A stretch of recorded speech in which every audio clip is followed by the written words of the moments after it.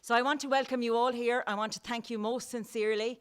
I think Maria Walsh already said to me today that when I asked her, she just said, yeah, I think she's half afraid of me, but don't, I hope not. But we really want to thank you all for coming. I want to pay particular thanks to Pippa Hackett, our Minister, who has come with us today. And again, a wonderful person who always drops tools when it comes to particularly women in relation to innovative practices. So again, Pippa, thank you very much for that. Maria Walsh, our newly elected, with no doubt we had in our head, MEP. And of course, needless to say, there's no free lunch. So we're going to put her to work in the next few months. We really, really are. We'll have lots of policy ideas that we're going to bring and assist. Maria's going to assist us in trying to bring them to the table in Brussels. That's our main aim, so it is. To all of you, the extra people who have come with us today, we have 20 ambassadors that were picked via this FLIARA project. I'm going to talk a little bit about those in a few minutes. But to the 6 ambassadors that are here, sincere thanks. We're going to talk to you all in a few minutes, so Sally-Ann will introduce you as we talk to you. I also want to say a special thanks to a huge group of Irish women who were interviewed as part of the case studies as well, and a lot of them are here today. As I did those interviews, I was humbled, I was honoured to speak to those women, for those women to tell me a little bit about their story, so I am so delighted that they're here today. To my Galway team, Louise Weir, who's my project manager, absolutely unbelievable person, unbelievable. Aisling Murta, who is without doubt one of the best researchers you'll come across, really, really is. Elaine Williams, who joined us in the last few weeks to put all of this together, brought people here despite Aer Lingus and everything else. Absolutely wonderful person as well. So thank you for all that team as well. The 20 our 15 partners right across Europe, again, an unbelievable group of people. So thank you, all of you, not just for being here, but for the huge amount of work that you've done on this project. Sincere and absolute thanks, and we welcome you all to Galway, which is the most important thing. For now, we are going to do a little bit of a switch, and I'm going to hand it over to a very, very capable lady here on my right-hand side, and Sally-Ann Barrett. Sally-Ann is a reporter with RTE. She has been a stable piece in Galway Bay FM here in Galway, as well as one of these women innovators who also runs her own company. So she fits in hugely. And the most interesting part is Veronica Barrett, who is in your book as one of the case study interviewees, is Sally-Ann's mum. So she is here as well with us today.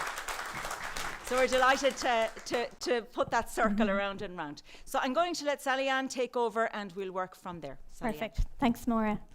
I suppose firstly, welcome everybody to this wonderful venue that we're lucky to have the use of today in the University of Galway. Just one housekeeping rule. Obviously everybody knows where the exits are, but would you mind just putting your phones on silent just for the duration? We won't be harsh and ask you to turn them off because we know they're vital part things at the moment. So just a big thank you to Maura for asking me to be a part of this event today. And I suppose, as Maura said, if you can see it, you can be it. And that was what I absolutely took from my own mother, who is a very strong woman in her own right.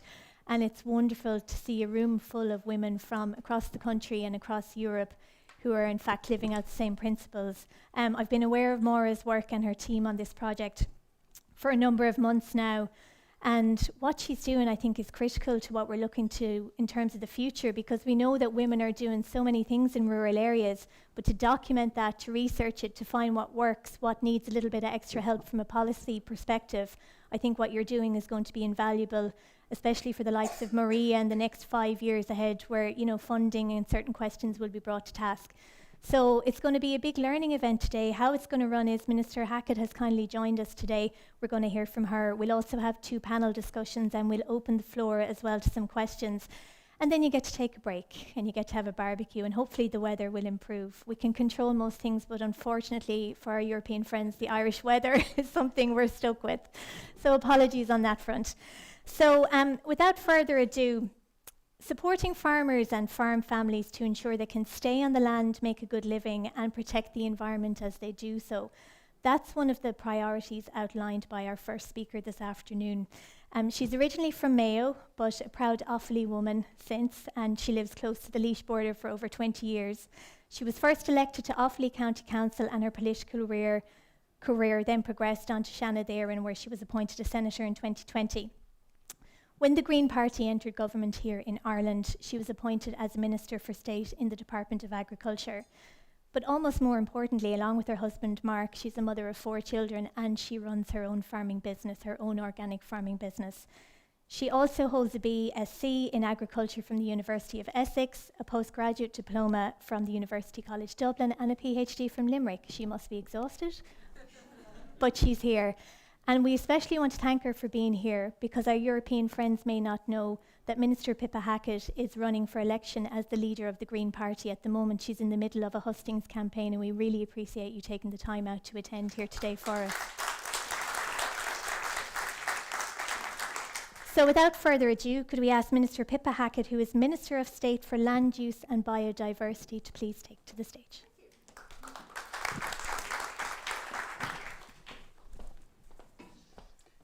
Thank you very much, Sally-Ann, and it is great to be here in Galway this afternoon. And look, who doesn't love an innovative woman, because they are quite terrifying, but they are brilliant at the same time. So I'm really delighted to be here to join you to launch the FLIARA Community of Practice Network event. I want to thank Maura where's Maura gone? There you are, sorry. Thank you very much, Maura, and your project team here for inviting me to this gathering and to really talk to you about the determination and commitment that we have, certainly from a government perspective, to do more for gender equality in agriculture in Ireland. The agri-food sector, as you know, is a very broad collection of farmers, foresters, fishers, food businesses, processors, you name it. And many of you here today are active in one or more of those areas. And I want to really recognise and thank you for your contribution to agri-food in Ireland. The fantastic turnout here today reflects your commitment to the need for gender inclusivity in all aspects of our lives, including agricultural and rural enterprise.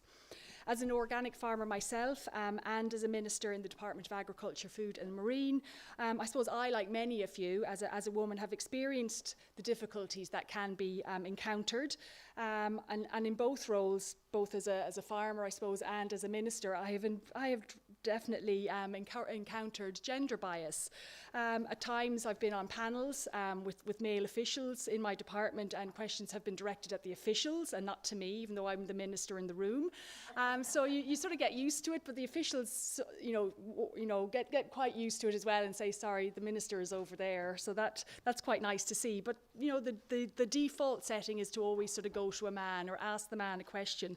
Certainly people who are farmers might be familiar with, somebody coming to the gate on the farm asking where's the boss, or, where is he around? And there is this situation where we're always normalising, or it is normalised to look for the male, seek that male assurance, seek that male approval, and expect that male management on farm enterprises. So there are a few challenges for us, I think. But despite its unintentional nature, I suppose we must work hard to challenge the status quo. There's so many wonderful people in this room and across the country and across Europe who are actively doing this every day. And as minister, I meet so many women just like you who are pushing the boundaries off those stereotypical gender roles and are achieving amazing things, certainly across this country. In many cases, it is the women, particularly in rural areas, and if they're coming from a farming background, who add that entrepreneurial element to what they do on the farm. It's the women who are willing to sort of take the risks, and the women who are willing to be more adventurous in adding another income stream to the farm. And it's very motivating and inspiring, to be honest. In the last decade, we have seen huge strides forward in women rising to the top in many walks of life. However, there is much to be done still to ensure that this holds particular.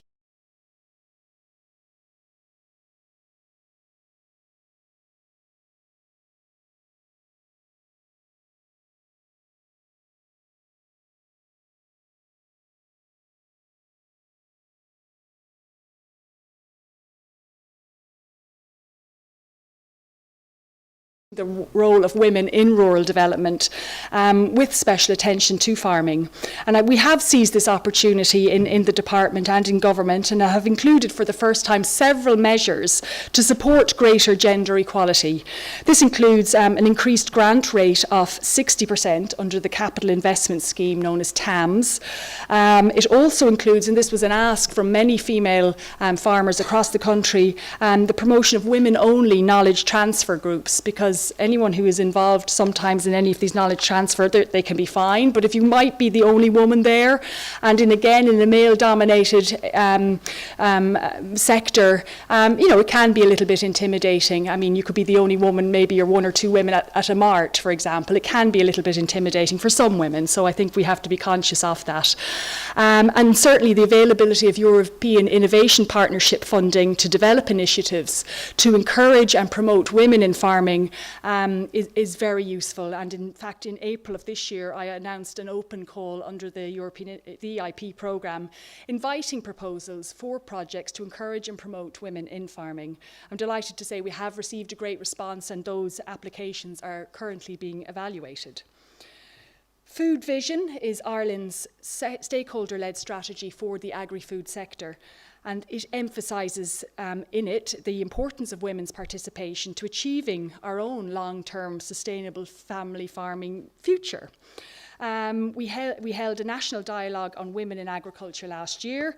It was really well attended, and the outcomes of that dialogue were compiled into a report which has a 12-point action plan, and that has been published. And the newly established Women in Agriculture Working Group is overseeing the implementation of that 12-point plan, and will report on that later on this year. We have also worked hard to make progress in achieving the government's target of at least 40% female participation on the 13 state boards currently under the remit in the Department of Agriculture, Food and the Marine. However, underrepresentation generally remains an issue, and while we can maybe control it in relation to state boards, when you look at the representation on your average farming organisation, it really does pale any targets of 40% into insignificance. So, I mean, there's a lot of work there to be done within the sector itself to recognise the valuable contribution and role women play in agriculture. In the areas of research, my department funds two programmes, one called Herself and one called Gen Farms. And these projects will establish a baseline position on women in agriculture in Ireland. They're examining the role of gender and age in influencing farm sustainability and innovation.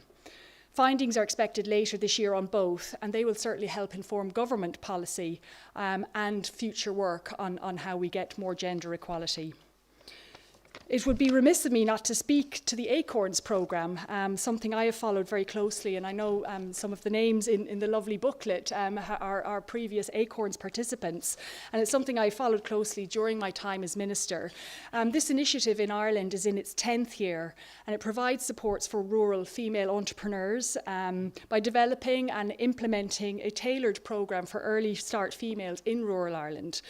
To date, over 400 women have participated, and Acorns 10 is shortly due to start, with applications opening in August. I think about 50 women take part in that every year, and it's a really progressive initiative, and it's great to see how successful it's going. Supporting women farmers will remain a key priority for me, personally and professionally, and within the government also.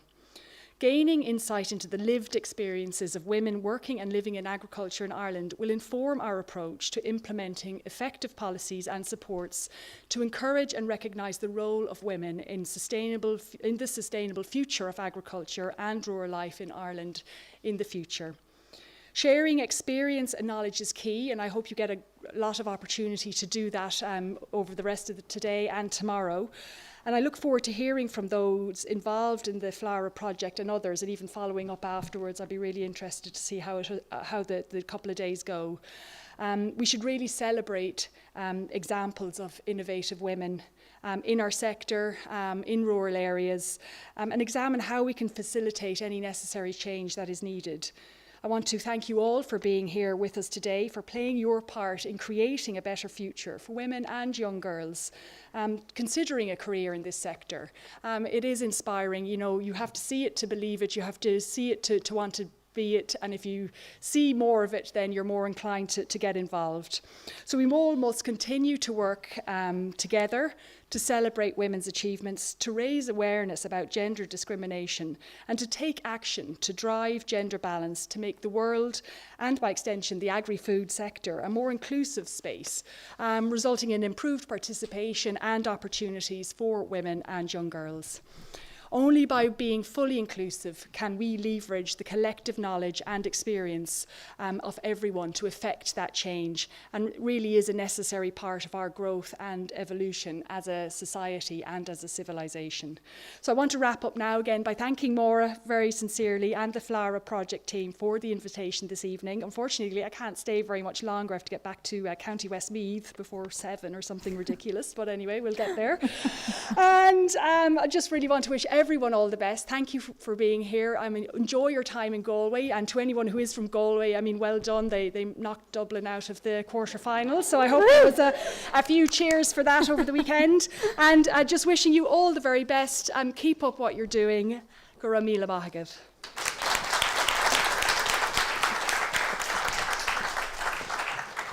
Minister Hackett, thank you.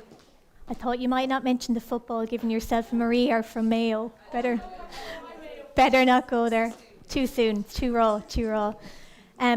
Okay, so I suppose next, as part of our presentation today, I suppose we're going to follow the money trail and where a lot of the decisions are made when it comes to providing the supports and the support for the likes of this project, which is European-wide. So we're going to turn our focus for a few minutes now to the European Commission. And we have gratefully received a video from Margaret Bateson, who is the, wait for it now, this is a title, if ever there was a title, Acting Director of Directorate B, the Directorate for Dealing with Sustainability of the Common Agricultural Policy in the Directorate General, Agricultural and Rural Development of the European Commission. So I'm willfully informed that she is very influential in terms of policy, dealing with CAP, etc. So let's hear from Margaret.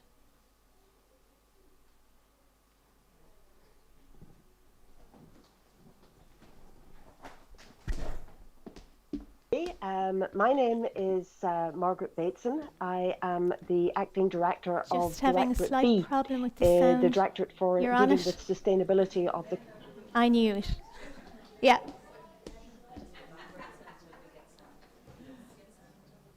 Okay.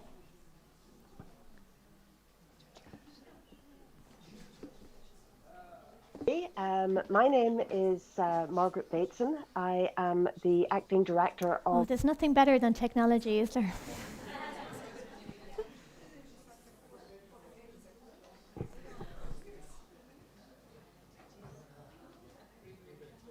We have to reboot, I think, have we?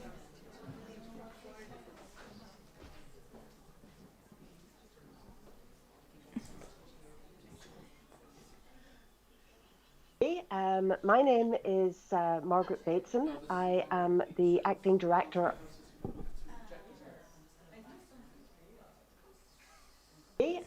My name is Margaret Bateson. I am the Acting Director of Directorate B, the Directorate for Dealing with Sustainability of the Common Agricultural Policy in the Directorate General Agriculture and Rural Development of the European Commission.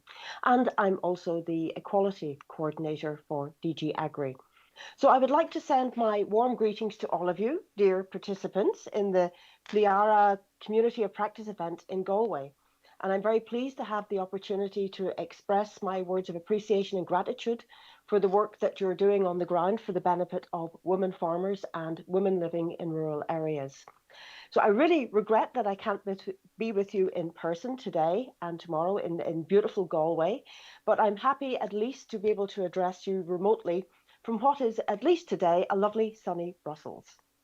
So let me start by referring to the challenges of women farmers and rural women in the European Union.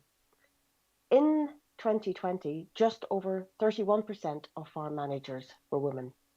It has increased a bit, but it's still far from equality.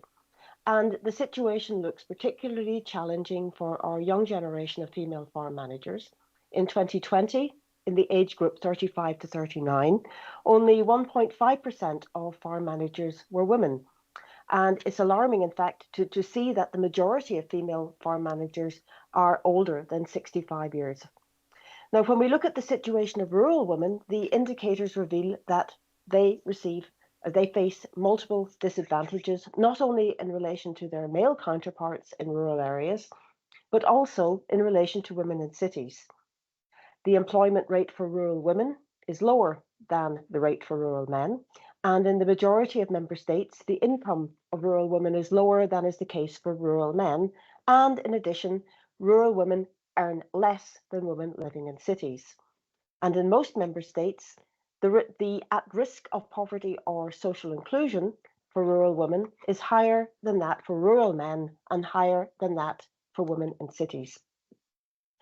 So I would like to assure you that the European Commission and my department in particular, the Directorate General for Agriculture and Rural Development, is doing their utmost to contribute to the reduction of the gender gaps that I've referred to already. And in the last reform of our Common Agriculture Policy, we introduced for the very first time a specific objective dealing with the issue of equality, and we have an explicit reference to the need to enhance the position of women in farming and improve the situation of rural women. And member states now have the opportunity to introduce tailor-made interventions for the benefit of women in farming and in rural areas. As of 2023, member states started to implement their CAP strategic plans for the programming period 2023-27. And I'm pleased to see that a number of EU countries have decided to design specific interventions with an enhanced support for female farmers. Two really good examples of gender mainstreaming can be found in the CAP plans for Spain, and particularly relevant for all of you, in Ireland also. Spain has included a top-up to the complementary income support to young farmers in the case of young female farmers, while Ireland has provided a higher level of support for women in the on-farm capital investment scheme. Very relevant in this aspect also are our efforts under the CAP to foster the generational renewal and enhanced support to young farmers. We want to make sure that the new generation of women farmers don't have to be confronted by any sort of discrimination based on gender. And furthermore, I firmly believe that women have to be present in every room where decisions are being taken. And this is also the case for our young people. We need them there when we're talking about their future. And I'm very happy to point out that the majority of member states committed for the 2023-27 programming period to include organisations representing the interests of women in the monitoring committees for the CAP strategic plans. So this means that they have a say on how the CAP plans are being implemented and on any changes, in fact, that are made to those plans by the Ministries of Agriculture. So, and in addition, we made sure that most member states include at least 50% of women in decision-making bodies under leader, and that young people are also represented there as well. And we're going to monitor this very closely to see how those gender-specific incentives impact gender equality in agriculture and rural areas as we proceed with the implementation of the current CAP funding period. And we will make sure that we build upon those results in the next CAP. So, dear participants, while implementing all those interventions and in creating incentives is of significant importance, challenging gender stereotypes and breaking social norms is also a must. And it's our vision that women and men can work side by side as equals in the agri-food sector, in equal numbers, at equal levels, and with equal pay and conditions. And again, this requires that women are properly represented at all levels of decision making. And I'm convinced that a project like yours can bring us closer to this goal. So I wish you every success in this important mission and an interesting and enjoyable couple of days in Galway. Thank you and goodbye.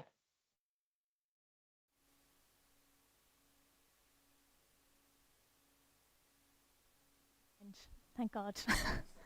Okay. Great. We got there in the end, thank God. Okay, so great to hear from Margaret in terms of all the initiatives that are happening at the European Commission level. Let's move now to, I suppose, the woman that has got us all in this room today. And she's some woman for one woman. That's what we say about Maura. Associate Professor Maura Farrell, who is the reason we're all here today, is going to give us a complete overview of FLIARA and what it's all about. Maura. Sally-Ann, thank you very, very much. And I suppose just to say, Margaret Bateson, I met Margaret in France about 3 or 4 years ago, and she told me that she's been 10 years knocking on the door in the European Commission to get the projects that we're involved in off the ground. So I suppose we forget sometimes that there are amazing people in departments, in government departments and in European Commission departments that are working very hard in the background as well. So sincere thanks to Margaret as well for all the work that she has done in this area. I thought today we just wanted to give you a flavour of what the FLIARA project was doing, what we had done, where we were coming from. And I think that's why I titled this presentation, Why, How and What. And this will give you some of the reasons in and around, I suppose, this idea of why the FLIARA project. Why do we actually need a female-led innovation in agriculture and rural area project at all? And how is FLIARA tackling the issues that I'm going to talk a little bit about? And what have we achieved to date? What have we actually done? The team of people that are here behind the FLIARA project, what have we actually done? So that's what I'm going to look at and discuss for you today. I think the Minister spoke already, Margaret spoke already about these challenges that are facing women in rural areas. And it was I suppose, I suppose in some ways disappointing to hear the Minister feel that within, even at her rank, that she's sidelined in particular debates. And I suppose we can't forget those kind of challenges that are faced. And when it comes to farm and rural areas, sometimes the challenges can even be greater. And the challenges can often be greater because rural areas, by their very nature, already face challenges. And farms, for example, there are so many farms within this country and right across Europe that face viability issues every single day of the week. Are we making any money? Never mind enough money. Are we making any money? Those issues of succession and inheritance, Shane Conway, I think, is here with us today, one of the people who sat down with us in the very beginning to write this project. Shane has, for many years, looked at this idea of succession. When you talk about who takes over the family farm, often the case is it's never really looking at the girl or the women. So that issue of succession is a huge part of what we're talking about when we talk about challenges in farms. Biodiversity and climate change are two issues that every single one of us are facing, but farming communities are faced with these every single day. And I often do think if we left the farmers alone many, many years ago, we may not be facing as many climate change challenges as we actually are facing, because there's nobody as good as a farmer to tell you what's going wrong with the land or what's going wrong with the soil. When we broaden our thinking of these challenges into the rural areas, we look at different rurals, and we look at some rurals that are overcome with tourists. And then we look at some rurals that really don't have enough population, and out-migration is a huge problem. We look at towns and villages that are declining, and others that are really have an influx of newcomers. All of these rural areas are also dealing with all of the climate changes, all of the climate issues. Here in our own university recently we were told, full stop, you're not bringing your car if you have to go somewhere. And us who live in rural areas were kind of scratching our head going, not sure that's going to work when you're talking about the rural. Those social and cultural issues that we have within rural areas are huge challenges that we have today. So with all of these challenges, where do we go? One of the most important things about these challenges is that we need a shared response. We need a shared response to a shared responsibility. Everybody needs to tackle the issues. Everybody needs to come together and tackle the problems and tackle the issues we have in rural areas. When you start thinking about women, this is when you start to think, well, who is tackling the problems? Women for many, many years on farms and in rural areas have tackled all of these problems. The issues we have are a lot of these women, the work that they have done has often been overshadowed. These are women really who took on responsibilities without getting any of the glory, without getting any of the acknowledgement. So the work that women have been doing for many, many years in rural areas and on farms is not acknowledged. So we are looking at that gender-based discrimination, and it is really deep-rooted. The inequalities and the biasness that we see, particularly when it comes to farming, is absolutely something that we need to overcome. Women have often limited access to resources. And again, no more than all of my partners here today, when we interviewed women here in Ireland, a lot of them spoke about that credit issue, that finance issue, that access to land issue that they have when they want to do something. When you look at women who want to innovate, some of their deep issues really are that tear that they have between going out and doing that fantastic innovation, that job, and caring for their family. And increasingly, not just caring for children, but now caring for elderly people as well. And that work often falls, the burden of that work often falls on women. A lack of access to extension advisory services. Again, many, many years ago, I did my PhD with Teagasc, and one of the key issues that I looked at the time was this idea of advisors advising women. And I suppose 20, 25 years ago, it was very difficult for an advisor to go on farms and, seek out the woman that was there because it was unheard of. But we still have those issues. We still have a limited access for women of advisory services. Inadequate infrastructure. If you're trying to set up a business in a rural area and you have absolutely zero transport, you have zero childcare and you can't get access to funding, then it becomes a little bit difficult. Policies and institutional barriers. This is the kind of thing from here on out that we're going to try and overcome. Are there educational gaps that we need to fill? Are there skills gaps and training? Is the training there? But if the training is there, is it suitable for what women want? Is it on the times that women can take it up? Those are all issues that we need to consider when we're thinking about women innovators. Limited decision making. How much say do women have in the decision-making processes of rural areas? Can they engage? Will they be heard if they do engage? These are all those challenges. And I suppose when we go to the how, this is what we have been doing in FLIARA. We have been looking at that how. How do we make a difference? How do we change? And when you see, for us as researchers in the university, when you see a call of the magnitude of Horizon Europe coming forward and you see a project that will be funded to the value that we have, then that's something that you absolutely take on board. So this Horizon project that we have, it's a research and innovation actions project. So it's not the university people in their ivory towers going, we think we might research something here and hold it to ourselves. That's not what this project is about.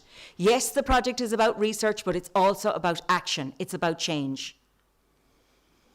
And making that change are the partners of the project. So we've got 15 partners spread across 10 countries right across Europe. We have absolutely, I suppose we've got 3 great partners here in Ireland, that's including ourselves actually, and we've got Teagasc and we've got Longford Women's Link, 2 organisations, entities within an Irish context that are hugely engaged in driving the gender agenda. University of Calabria in Italy, a partner that we've worked at for a number of years. Finland, we have 2 great partners from Finland. We have, again, the University of Ljubljana, who we're going to next in Slovenia for our Community of Practice. We have our communications partner in Spain. We have our Eberswald, our partner in Germany. We have a partner in Belgium, Elard, who have played such a huge role in driving the LEADER programme for all of the women innovators, are one of our partners.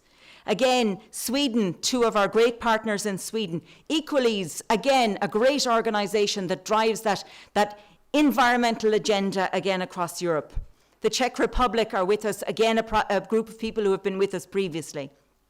These are our partners. This is the consortium that really is working very, very hard to try and drive the agenda.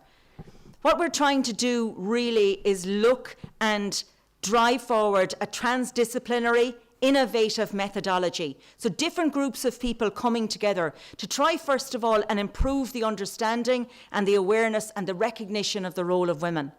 And I suppose we're doing this by combining future studies with case studies, and I'll talk about those in a minute. And we're doing that alongside network building. And this community of practice is all about that network building. And I suppose we're also looking at policy benchmarking. What is there? What policies are already there? Are they working? And if they're not working, what can we do for a difference? And in many respects, I suppose this is all underpinned by a different kind of conceptual framework that we've come up with. And we've divided all of this work among 7 different projects. And I'm going to talk a little bit about some of the work that we've done in along all of this at the moment. And I suppose project managing that here in Galway, Louise, who has done a great job in project managing all of this, and the team in Galway, but of course with great help of all the partners. Then we come to the what. What have we actually done? What are these people actually doing? And what are we doing in order to drive and change this agenda? The first thing that we needed to do is, let's look and see what's there already. There's no point in jumping the gun. There's no point in replicating what's there already. Waste of our time and everybody else's time as well. So we really looked at developing, first of all, a series of concepts. What are the key concepts that could really drive this project? What do we need to really consider? And those ranged obviously from rural to gender, but also sustainability, resilience, innovation, and policy governance. So these were kind of concepts that we looked at and said, we could pitch our tent with these kind of concepts. We could really hang our hat on these, and we could drive ourselves forward. Then we looked at the knowledge. Let's look at the knowledge that's there already. And we started to see the rural context, the gender context, the sustainability context. A lot of it was there. So we started to bring it all together for what was relevant for FLIARA.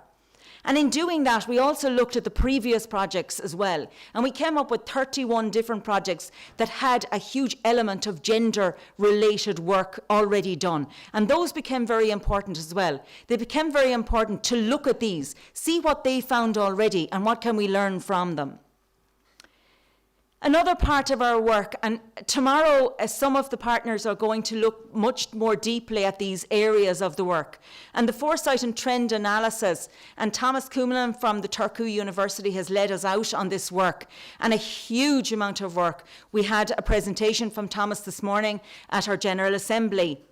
And this area of work, it really looked at getting all of the partners in each of our countries. And we took an area, a remote area in Connemara, and we asked, and we gathered together a number of people, and we wanted them to envision what they could see into the future. What do you think the future should be like? What kind of innovations are there in order to maybe take over or have a look at the sustainability actions that are there? If we were to join women with these visions and these sustainability innovations, what would we come up with? And Thomas, again, is going to explain a lot of this work tomorrow. This is just one slide from Thomas's work. And in the end of all of this work, Thomas came up with looking at the 10 countries and each of us researching in our different areas, 333 measures that are there and can be used to increase women's contribution to sustainability innovations. And it was funny because at the top of this, and this was one of the questions in our next work package that I asked different women, all of my partners asked different women across Europe, you know, how do you want to cooperate? How do you want to network? How do you want to collaborate? Do you think it's important? Every single one of them felt it was. Thomas's Futures work has also shown that cooperation of platforms for the co-creation and cooperation of women coming together is hugely important. He also showed that these are measures that are there, the provision of education, the empowerment and encouragement of women, the adoption of place-based policies. These are all measures that we can take to increase women's sustainability in innovative practices. And again, we will discuss a good bit more of that tomorrow via Thomas and his work. A next fairly big batch of work that we did in FLIARA over the last, I suppose, 6 or 8 months was the case study work that we carried out. And we used the conceptual framework, we used the future trends that Thomas did, we used the knowledge review that we had done as well, right across all of the partners. And we carried out 20 case studies of female-led innovation in farming and in rural areas. So there was 10 in farming and 10 in rural areas. And these 20 case studies amounted to 200 interviews. So 200 interviews have been carried out right across Europe. 30 of them were carried out here within an Irish context.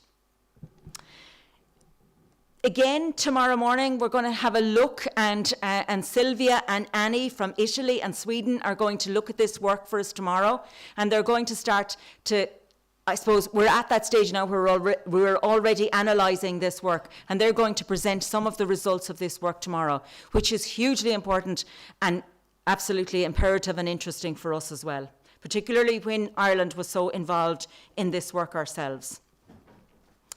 What we're involved in here today is a community of practice. And again, Equalese did a huge amount of work on leading us out on this development of this community practice. Physically, we're going to have 4 events, and this one here in Ireland is the kick-off event. And I suppose these physical events will look at everything from bringing our innovation ambassadors together, which I'll talk about in a minute, creating this idea of our FLIARA toolkit, looking at this benchmarking and policy design that we'll be doing tomorrow, and looking at how we can have, I suppose, implement training and knowledge guides again. So the community of practice, in-house or face-to-face events are what we're engaged in at the moment. But the FLIARA community of practice, it incorporates much, much more. And really, it's about networking a lot of women that are involved in innovative practices together. These are key actors, bringing them together with other stakeholders, bringing them together with policymakers, exchanging ideas, getting them to tell us what's important and what they need. And as well as the face-to-face community of practice that we have here today, we also have an online community of practice as well. And that is going to be ongoing over the next year and a half. We also have a dedicated LinkedIn space, and that dedicated LinkedIn space, anybody can join. And we really will give this a drive in launching this over the coming days to make sure that anybody who is interested in this can link into this space. When we carried out the 200 interviews across Europe, we decided earlier in the design of the project, we decided we were going to select 20 women in order to become ambassadors for FLIARA. These were women who we could feel could represent the other 200 women, not just the 200 women, the thousands of women across Europe who are innovators in agriculture and in rural areas. I interviewed 30 women here in Ireland, and I am so glad the selection of my 2 ambassadors had to go, I think, to a lot of my other partners as well, because I really could have picked any of those. I picked 2 fantastic women, but we could have picked any of them. It was the same with the 200 women that we had. We had absolutely unbelievable women that each one of us spoke to. But we chose 20 women, and these 20 women we are hoping and already have and are representing the other women across Europe who are innovators in farming and in rural areas. We've asked them to do different things for us. They have come forward absolutely willingly. And over the next year and a half, we're going to make sure, I suppose, that we can spotlight them, we can bring them forward, we can get their view and their policy ideas for the FLIARA project. Spotlighting women is part of what we intend to do in relation to FLIARA. We intend to highlight what women are doing. And as Sally-Ann said a few minutes ago, if you can see it, you can be it. And that was a huge mantra for us as we were writing this project. That idea of, this is going on, this is happening, women are doing this. We just need to make sure that we give them a platform that everybody else can see what they're doing. And I think that's what we are hoping to do, and that's what we are doing. And even we have a communications partners in Constanta Europa, a super group of people who are driving our agenda on social media via our websites. We've already reached thousands of people out there as well. So that's hugely important for us, that driving and spotlighting women. If we do all of this, and we do all of this work without any change, I'm not sure we've done our job well. We really need to make changes. We need to make changes in policy. We need to make changes in the way in which we policy design and assess the way in which women innovators are dealt with and their challenges are dealt with in rural areas. A policy booklet and a policy brief will be part of the end product of the FLIARA project. The participatory scenario development report will also be, and that work will take place tomorrow within our workshops. Again, the gender benchmarking report will also be hugely important. The Commission are keeping a very good eye on this. We've already started this work. Aisling Murta in Galway has already looked at all across our partners, and our partners have come together to look at the different policy briefs and legal documents that we have in the 10 countries right across Europe to see where are we at with policy. Unfortunately, the results so far are not looking that good. The documents that we see are not really driving the gender agenda in rural areas. So we really see a policy platform for us to try and change that. And some of those policy benchmarkings that we've actually seen, current evidence is really showing us that the potential of rural women to contribute to any of the sustainability innovations, it really remains untapped at the moment. It's not really coming to the fore. The lack of targeting in policy frameworks and innovation support systems is also lacking. Our assessment would also indicate that there's a clear and targeted focus on supporting women-led innovation is generally weak in all of the countries we've looked at the moment. More innovative and targeted measures to support access to finance was one of the key aspects as well that we started to see out of the benchmarking reports. And this is only a tiny snippet of a huge document that's coming forward, but a document that's actually very, very important to show us what is not there in policy at the moment. So I suppose when we start to wrap up and start to think about FLIARA and start to kind of culminate some of the results that we have at the moment, which we're still hugely ongoing, we have a lot of assessment to do yet, but some of the thinkings that we have at the moment is that women have the capacity to play a key role in tackling some of the challenges that are there in farming and in rural areas. And FLIARA, we hope, is supporting this, and we're supporting this by spotlighting the women, spotlighting their capacity to impact change. And I think if women that we spotlight and visibly look at are making that change, we really, as part of this project, have a duty to make sure we bring those changes and those impacts forward. The foresight and trend analysis are showing us the possibilities to engage women in sustainability innovations into the future, 10, 20 years into the future. This futures work is showing us that women can be hugely central to sustainability innovations right across Europe. We just need to make sure the policy changes and challenges are overcome so they can do that. The FLIARA project really is supporting women. It's trying to empower women, rural women in farms and in rural areas. We feel ourselves that the work is really, really important. It's imperative. It's imperative to make changes in policy. And I suppose in doing that, we will continue to drive forward.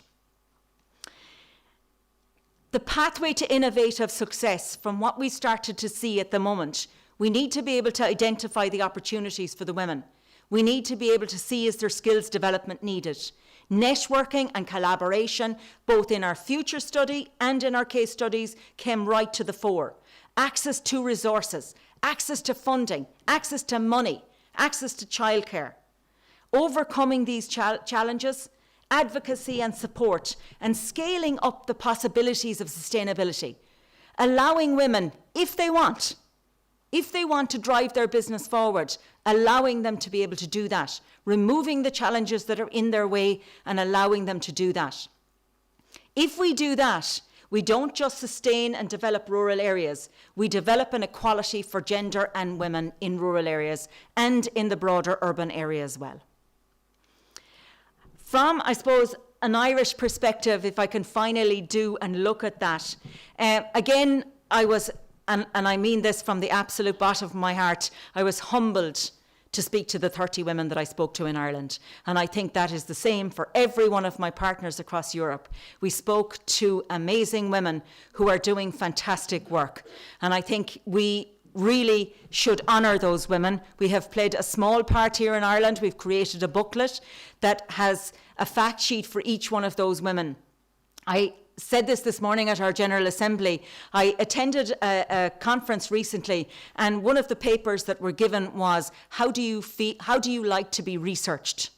And I was super conscious of that when I was taking up the time, the energy, the effort of these women in Ireland. Because I was thinking, I am researching you in some way or other, but I want to give something back in order to do that.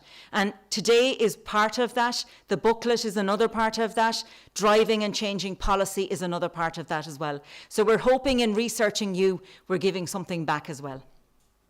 So our booklet is here. Please take one and enjoy the stories of the women that we have within the Irish booklet.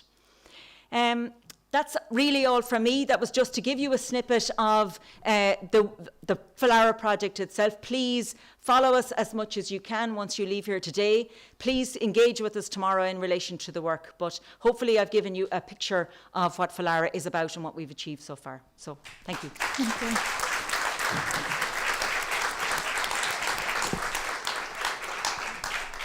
Thanks, Maura. And I think what Maura mentioned was in terms of a lot of the work that these women is doing is maybe invisible or possibly taken for granted. And Maura, above anything, what you're doing is you're documenting that for time to come by highlighting that. That is a living document. I work on making documentaries, and I always feel when you're telling people's story, it doesn't matter if 10 people hear it or 10,000, there's always a record of it there historically for that to be looked back on. So that alone, Maura, is incredible. We're going to hear more from Maura because she's going to take part in the second panel, and we'll be taking questions and opening it up to the floor. Can I ask our ambassadors, who I know are dying to talk to the room, to please take to the stage? So anybody who's an ambassador that's with us, please, if you could. Anywhere at all. Yeah.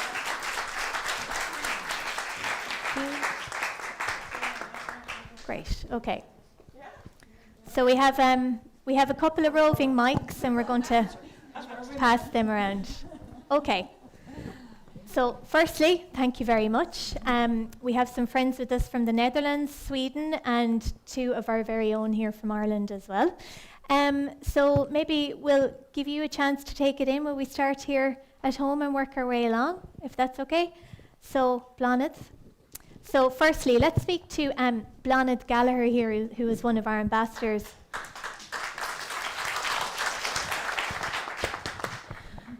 Bláthnaid, let's pretend you're on Dragon's Den. Tell us, what is your innovation and how has it come to pass over the last few years? Okay, so thank you all for having me here today, and it's a great honour to be representing FLIARA as an Irish ambassador. So I founded a co-op about 5 years ago based on research. I was a mature student here at the college, and I was also just about to engage in a farming experience. I inherited a farm in East Galway, and you know, the wool crisis that people talk about is actually, it's prevalent across Europe, but we have a very dire situation here where farmers aren't able to actually sell their wool anymore. They actually have to dump it. And I just thought that was really ironic, given that we live in a country that is famous worldwide for Irish woolen products. And then I discovered that unlike our wool industry, our woolen industry, and I'll slow down again for those that don't speak English as their native language. Wool is a word and woolen is a second word. So woolen refers to garments and produce that are made from wool, and wool is wool. So I discovered that we had a thriving wool industry, and we also had sheep farmers not being able to achieve a living from producing this amazing biofibre. So what could I do about it? Well, I needed to create a supply chain, and I started off with the native breed to Ireland, and very welcome to know that it's actually called a Galway.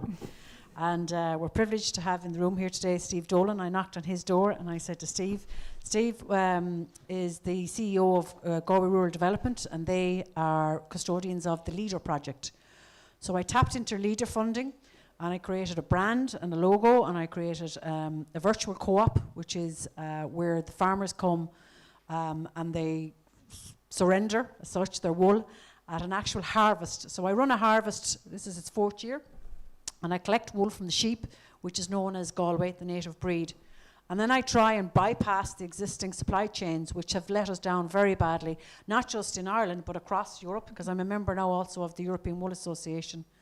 So what I did was I created a unique story with the assistance of the funding that we got from LEADER, And that project is 4 years on. We have 40 members of the cooperative.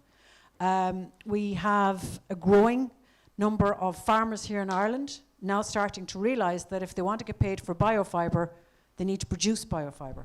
So producing wool as a byproduct of the meat industry is part of the reason why we ended up in this situation.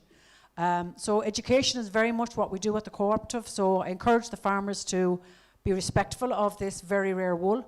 We have less than 1,500 of this particular sheep left in the world. So part of the work that I do is to encourage farmers to also look at the breed specifics so that we're creating a product that the industry can work with. However, every entrepreneur here at the table has come across roadblocks. And what I've discovered, the biggest roadblock that I have, and I spoke to some of you earlier on, is when I get up in the morning, I don't know what game I'm playing. There are no rules. There are no regulations. There are no standards. There's no policy. There's no police. There's nothing. Only obstacles day after day after day. So for me as an entrepreneur and as an enterprise, as an innovator, it isn't actually difficult to do what I'm doing. What's difficult is I'm meeting roadblocks and minefields every single day. And we all know as entrepreneurs and innovators, you need a huge amount of energy and a huge amount of passion and belief in what you're doing. So for me, it's very simple. The idea of creating a brand and to tell the world that we grow one of the best biofibres in the world is not the difficulty. It's getting up every day and working with these farmers, something that I really enjoy and love doing, and hearing their plight, hearing their misery, and hearing their despair because they have had people turn their back on them. And I'm not going to do that. And I'm going to continue to work and to advocate in every way I can for these wool growers, not just in Ireland, but in every country where we recognise that Northern Hemisphere wool is as good as any other wool in the world. Thank you. Great.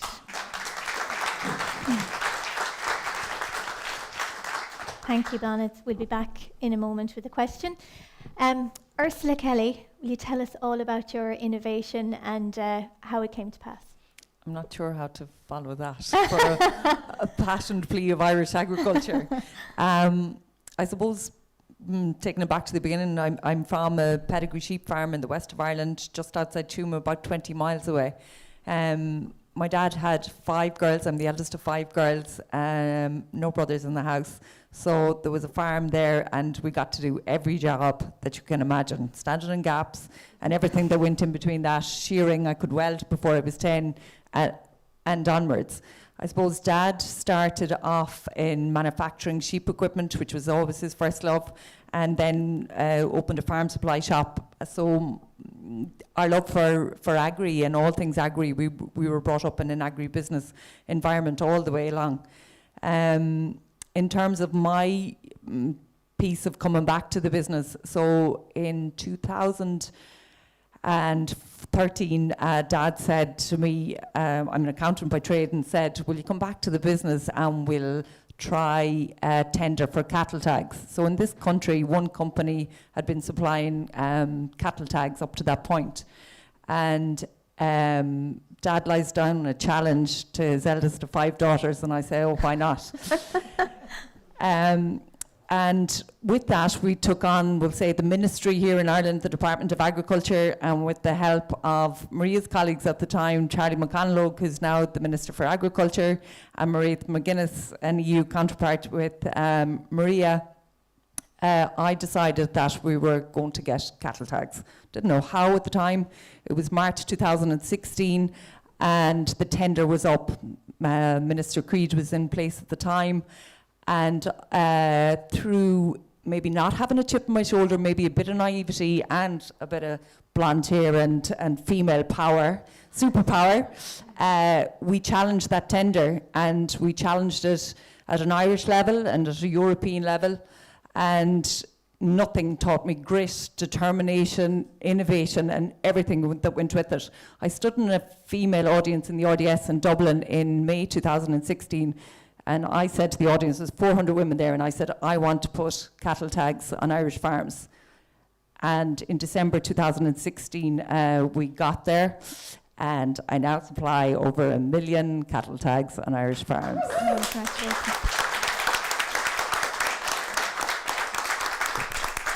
So that's kind of the background to the story. A lot of challenges in the meantime. Dad got a stent in the middle of it. I brought up my parents as part of COVID. But it's been a roller coaster of a ride, like Bláthnaid said.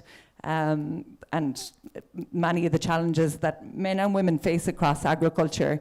The farm is still at home, so I hope to go back farming, but for the moment I'm concentrating on, I'll have all the Europeans selling cattle tags now for me all over Europe before the 2 days are out. There's no stopping her now, she's got a taste of it. Ursula, before we move on to our next speaker, I'm going to embarrass you for just a second because I was at an event last Friday that was held by the Galway Network, which is a network of female entrepreneurs and business leaders within the county, and it's also a national network as well, so it was one of the county branches. And who did I see going up on stage winning one of the awards? Only Miss Ursula Kelly.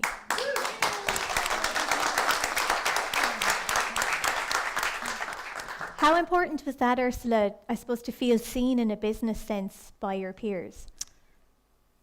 Sally-Ann, I think one of the most special parts for me as a woman in agriculture was that we were then in Galway City, and that recognition that, you know, agriculture as an industry in the west of Ireland, in Ireland, and what we're really good at, could stand with the best of industries and the best of women. And that just really brought it home to me that, you know, agriculture and our sustainability journey will play a really important part into the future. So that, it was very emotional, I have to say. Yeah, and there was a huge sense of support in that room for all of the female entrepreneurs that day, which I thought was, you know, it was really empowering. You could feel the sense of everybody willing each other on. Yeah.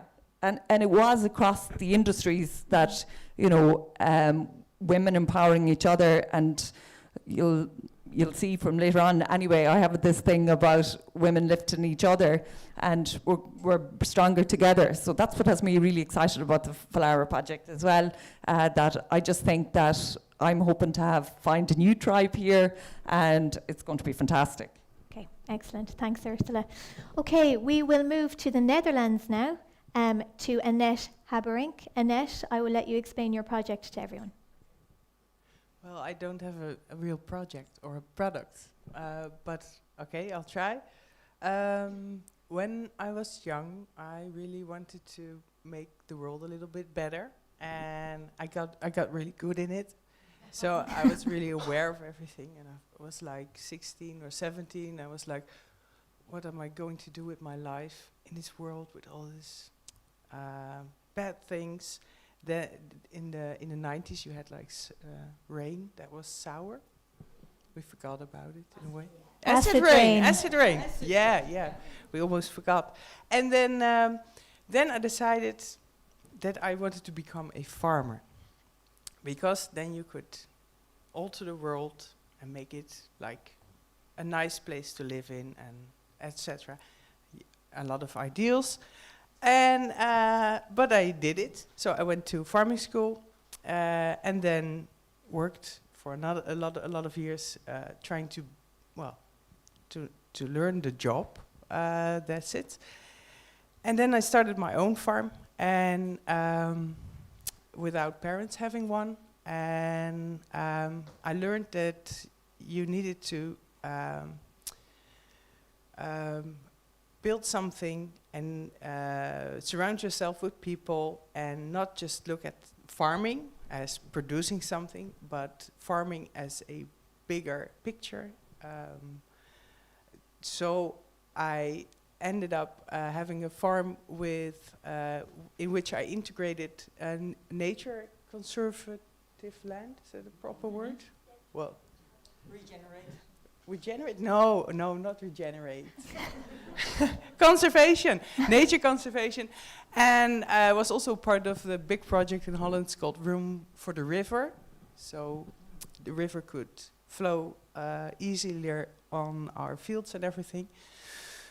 And then I learned, okay, farming, being a farmer, you can really change the world in a positive way. and also produce not only good quality products like milk or dairy and meat, but also nature and also a nice place to be. So I was doing that I was just like farming, so working, not really thinking. Well, thinking about working, but not like overviewing. And then suddenly I got the question if I wanted to become the director of the Warmonderhof Foundation, and that's a foundation that has been in Holland since 1974, and that's the schooling for biodynamic farming or organic farming.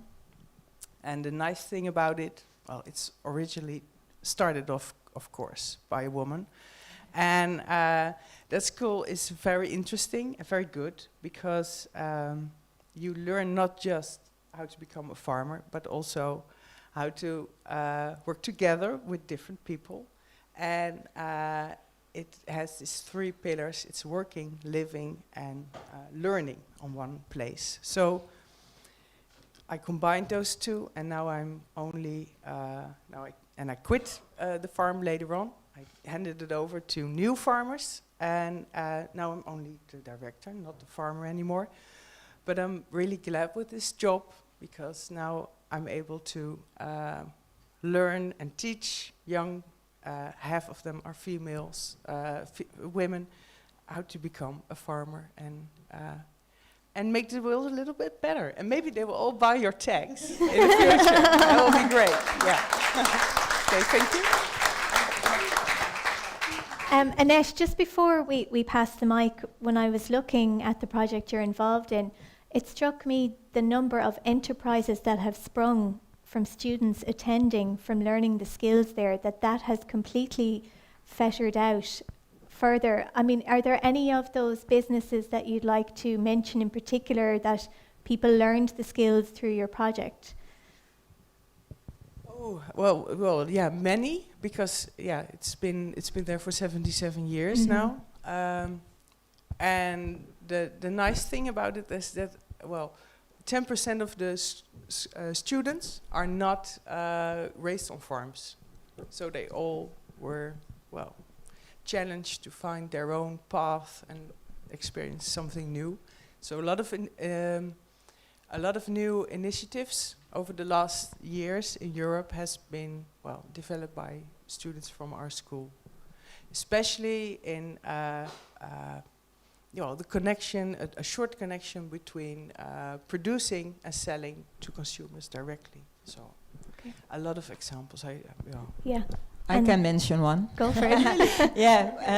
I'm the founder of an eco-community, and a lot of people who are interested in agriculture and want to be involved in communities are schooled in Warmonderhof. So, and what's really interesting, what Annette is talking about, that it's not only about farming, but it's also about learning, living together, working together, and experiencing together, and to share. And that's a really good skill, because collaboration starts with sharing. So I'm very grateful Warmonderhof exists. Great. So, okay. Well, as you might have guessed, we have a fellow leader from the Netherlands with us. This is Mieke Elzenga. Mieke, would you like to tell everybody about the project you're involved in? Yes. Yes, I'm a social entrepreneur, so I'm not a farmer. I grew up in an agriculture area in the middle of the Netherlands. But the reason that I'm here is that I'm involved in agriculture and in rural development and in all kinds of development of especially young people already for a long time. Especially between 2016 and 2018, when I work with young refugees from Syria and Eritrea who came to the Netherlands without their parents. So they are under 18, and then we take care of them in youth work. And then in a certain moment, these kids become 18, And then in the Netherlands, our youth work stops, and we do this. But a lot of them were only there for 1, 2, 3 years maybe, so didn't know the language, didn't know the culture, didn't have housing. So I thought, okay, how can I really support these youngsters in becoming a really good citizen of Europe? And what challenges do we face in the world, and in the Netherlands especially at that moment? What I said in the interview as well this afternoon, how can one sector support the challenges of another sector? And in that moment, it was 2018, I saw a lot of challenges in the agriculture sector with farms, because the kids didn't want to take over the farm of the parents because of cattle or because of working 24/7 and didn't want this life anymore.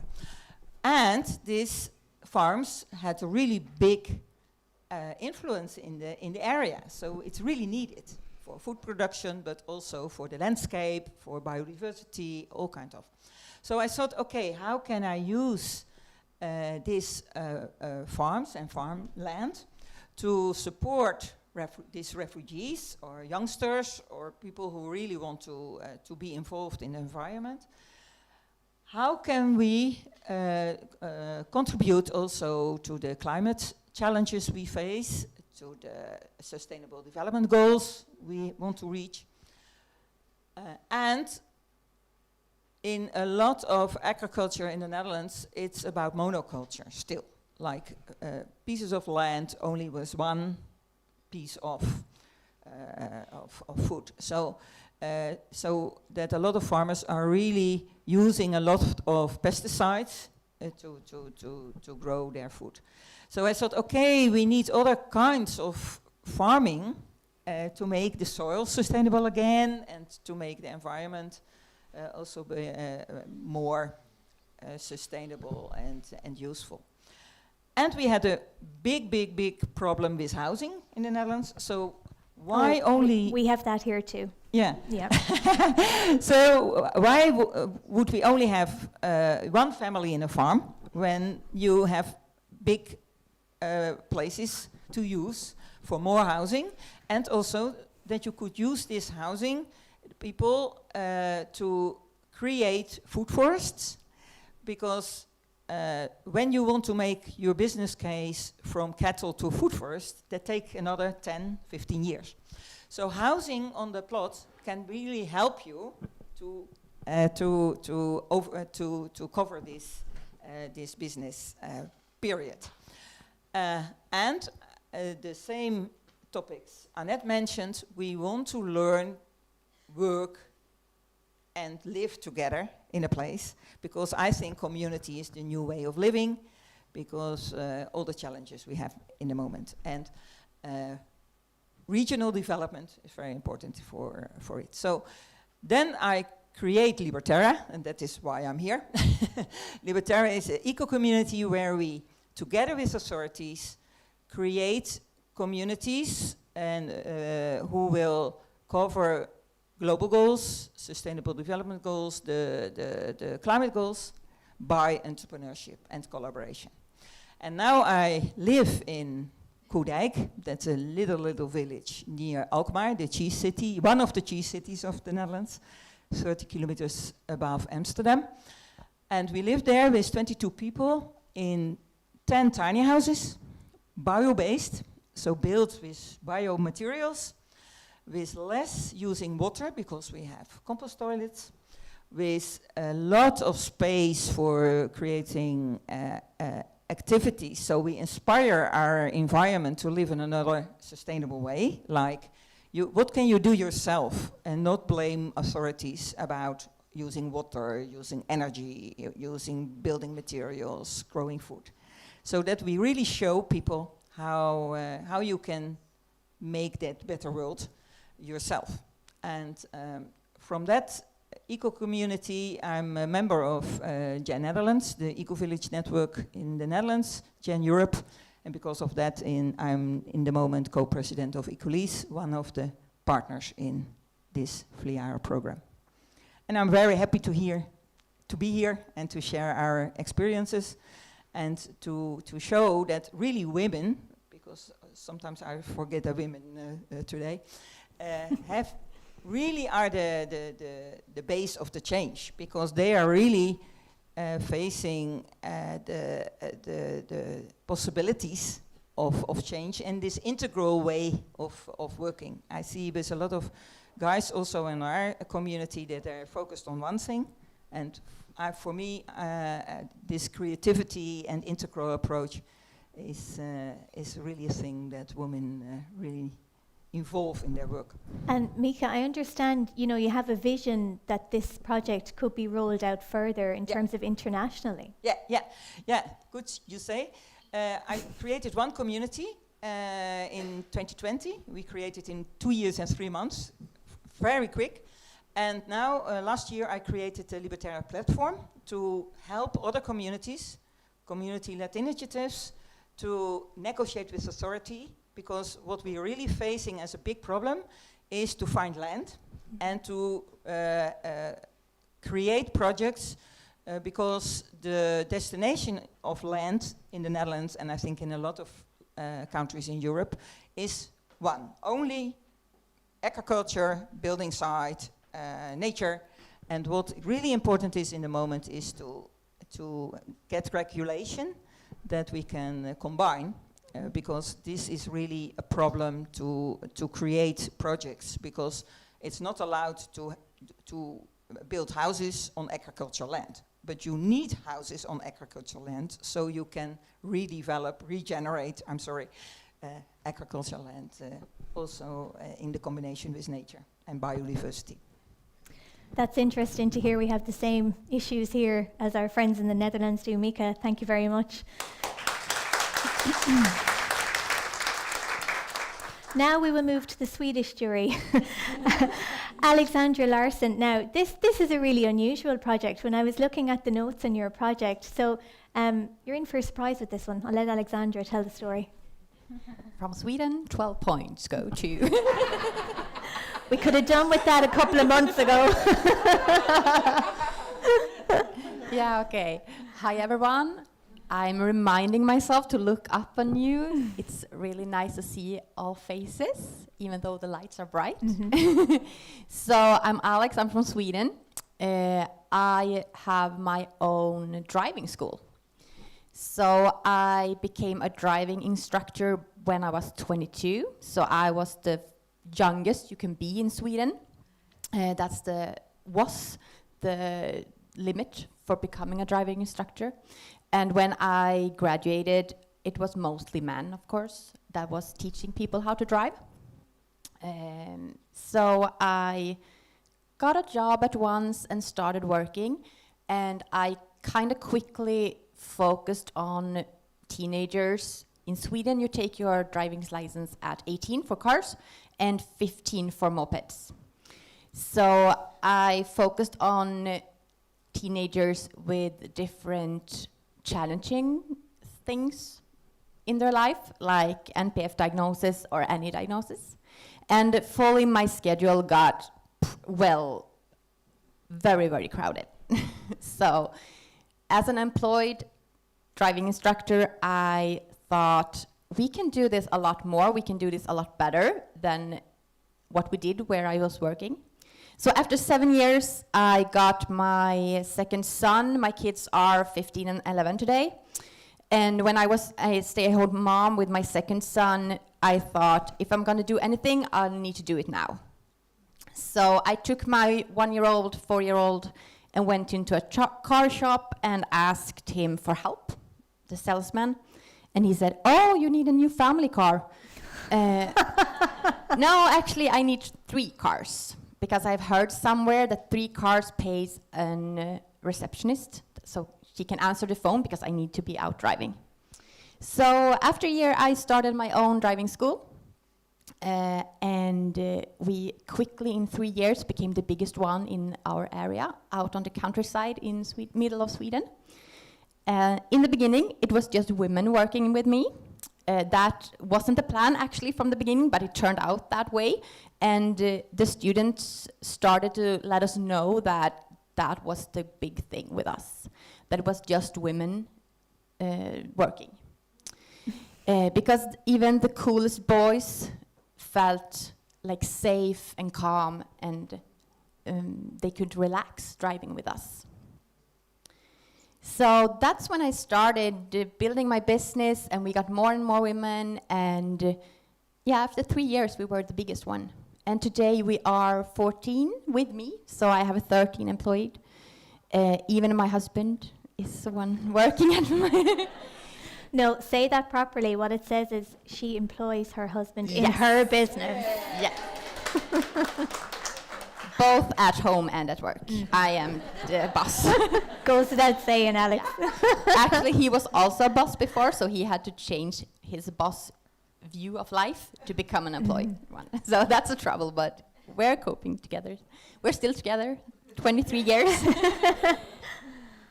Yeah, because you're thinking, why did she hire her husband when we were just girls in the beginning? And that's because a group of just girls is not a sustainable group.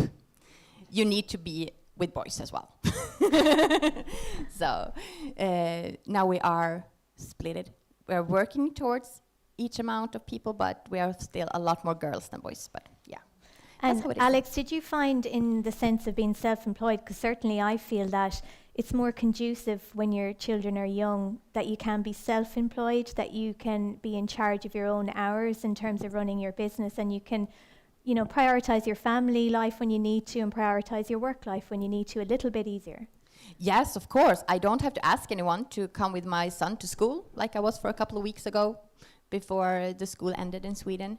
So I had a whole Monday with him in 4th grade. It was very fun. They had a test. I had to take a walk. But of course, that's one reason to have your own business. You can decide about your own hours. Yeah, so that's perfect. Okay, and in terms of the development of the business, are there further plans, or are you at capacity now? We are always working to be better. We are now fully on electricity with the mopeds and the automatic cars. So we only run by fuel in the manual ones. In Sweden, you still have to decide if you're going to take manual or automatic. So we are always developing ourselves, even though I think the amount of people working with us that's how many we can be. But we are always wanted to be better and keep being the best in our business, over the whole Sweden. And was finance an issue for you, or access to finance? Was that a barrier, or did it work out okay? Was it difficult to get that initial finance? Actually, I just took everything we had. And I was without salary for about a half a year. Yeah. So my boyfriend, because I'm not married, at the time he actually worked in the mine, so he saved me there. But we lived on his payment check for a half a year. Yeah. Difficult. So yeah, it was struggling, but we did it. So okay. Yeah. Okay, well done, Alex.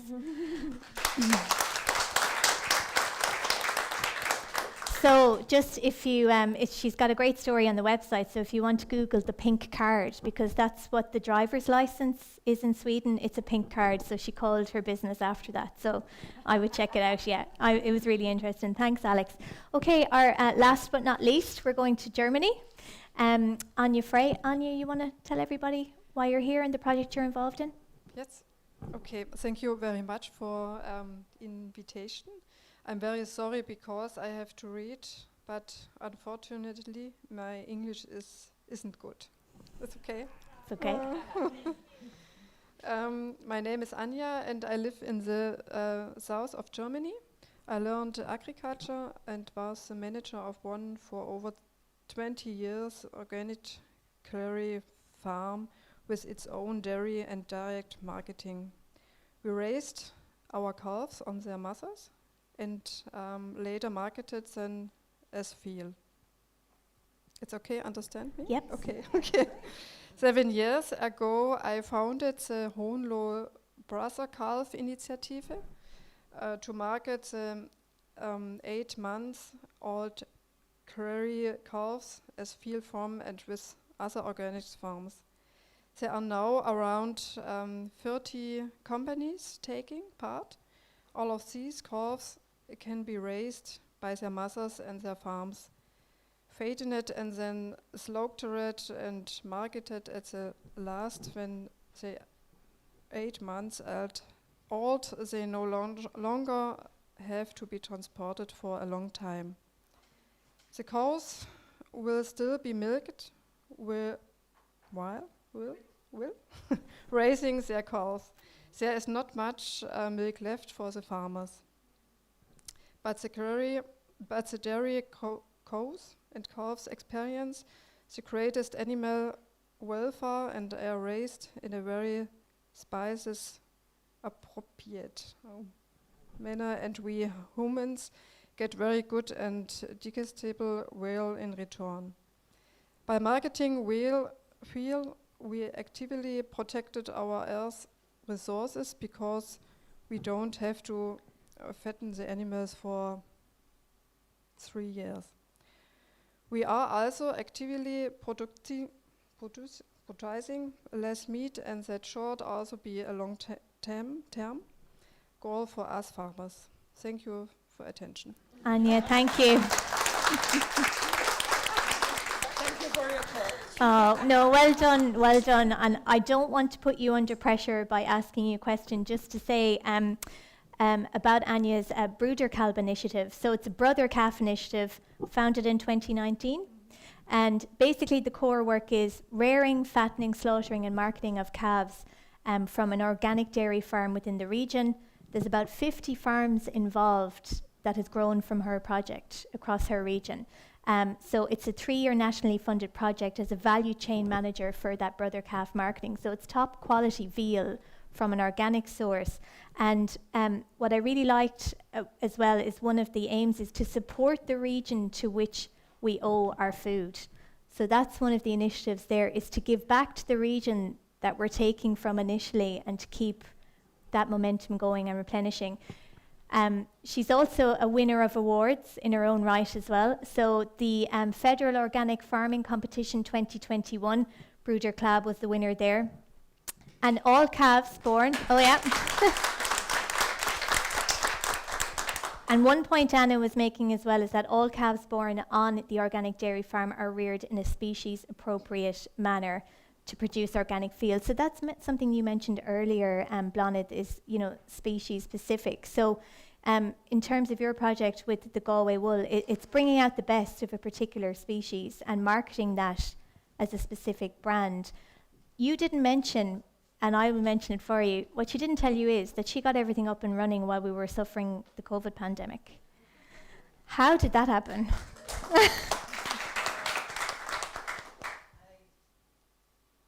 Yeah, is it working? It's working now. Yeah. No. Working? Yes. Yeah. Okay, so first of all, I saw, you know, there are some people, we have this expression in Ireland, is the glass half full or the glass half empty. I usually turn around and say, thank God I have a glass. So I always try and look at the positive if I can. And I was also studying my master's in innovation here in this university. And when everybody else was cleaning out wardrobes and washing windows and making themselves busy, I was very fortunate. I was able to put my dissertation together and finish a master's. So that was one stroke of luck that came out of COVID. But the second stroke of luck was, I try to explain this now in English. Have you ever heard this expression, shooting fish in a bowl? So, you know, they can't go anywhere in a barrel, yeah. Shooting the fish in the barrel. Well, when I put out the call, I'd approached Leader and said, you know, would it be possible for you to fund this? And they said, well, you know, you do the rest of the work, find the farmers, find the wool, get the whole thing going. Sure, they'd nowhere else to go. You know, everything else was closed. So what else could they do when they listened to me on a Tuesday night, calling in the orders, and the agenda tonight shall be. I did about 19 years in the Reserve Defence Forces, so I just grew on the skills that I had there to, you know, sort of direct a team. Some say I frightened the bejesus out of them. But, you know, that might have been a good thing too, you know, to make them wake up and realise that I use another expression, and that is that we can't wait for Holy God or the minister to fix things. You know, you have to take this initiative yourself. And when there is a problem, what I've found is that, like, 3 of the team are women, the treasurer, and actually 4 of the team, founders, the 7 founders, were all women.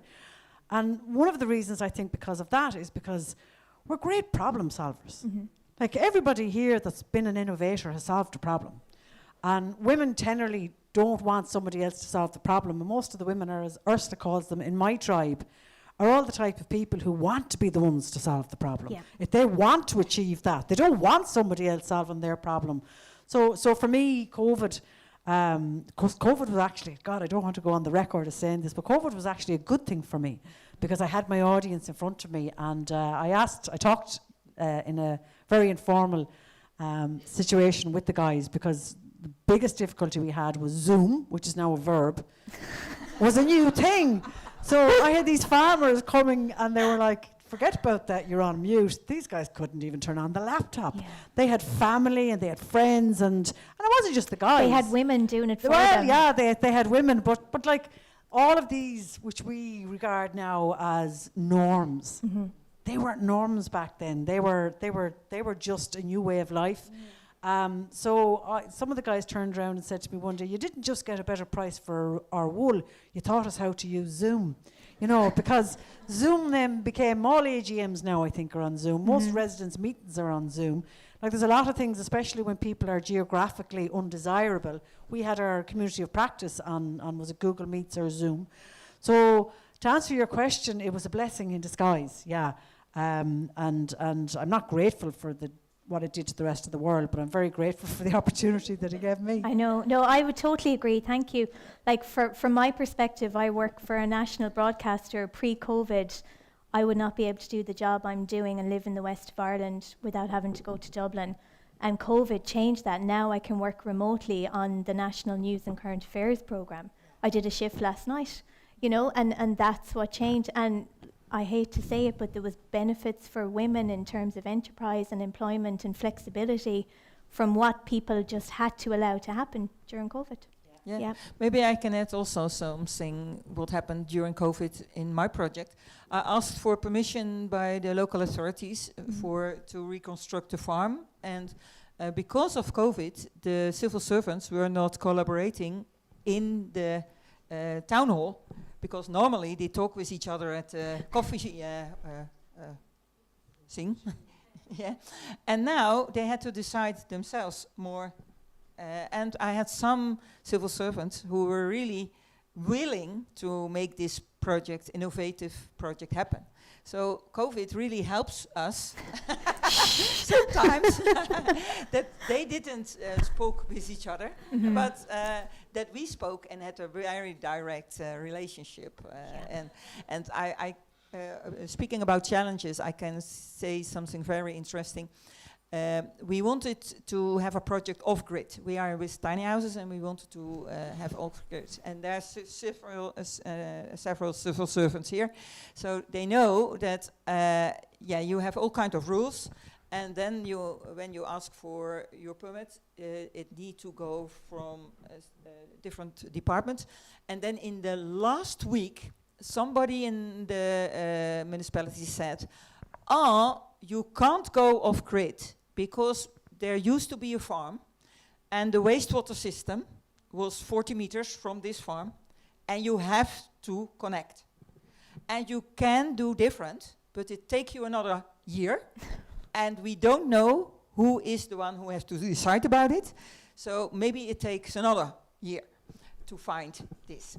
So, and then in the latest moment, our architect made drawing about the wastewater system in 2 days, and then the permit came. So sometimes there are people who are really willing to create projects, also civil servants, also politicians, but because of rules, sometimes they are hanging themselves as well. And because, especially for wastewater, it's about health and healthcare, and that's really important for them. Okay, Mieke, thank you. I'm going to say thank you to all of our panel now. We're going to move on to our second panel. So to Mieke Elzenga from the Netherlands, Annette Harberink, Netherlands also, to our own Bláthnaid Gallagher here, Galway, also to Ursula Kelly, Galway. We'll go to Sweden to our jury there, that is Alexandra Larsson, and finally to Germany to Anja Frey. Thank you all so much. Thank you, Bláthnaid. Thank you. It was so nice to have people sitting up here. I've been feeling like John Lennon since he left the Beatles, since I sat down. So could we ask our second panel, Maria and friends, to join us? I think, Maura, you're going to come. And he is blessed among women. We have asked him to join us. Steve Dolan. Great, thank you. Hi, how are you? Come on up here. Okay, so we have everybody.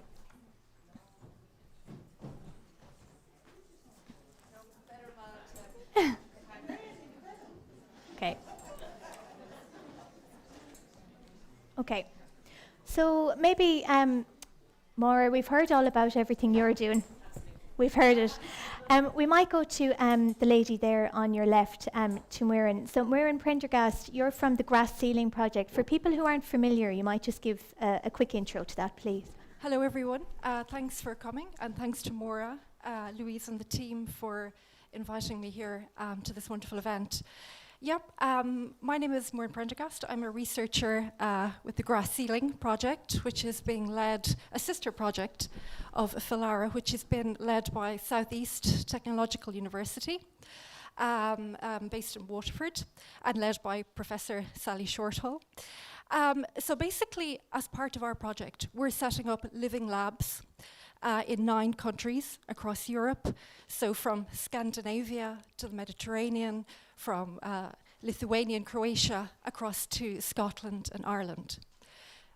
Now, over the 3 years of the project, each living lab will have 3 sessions, so that's 81 living lab sessions over the course of the project.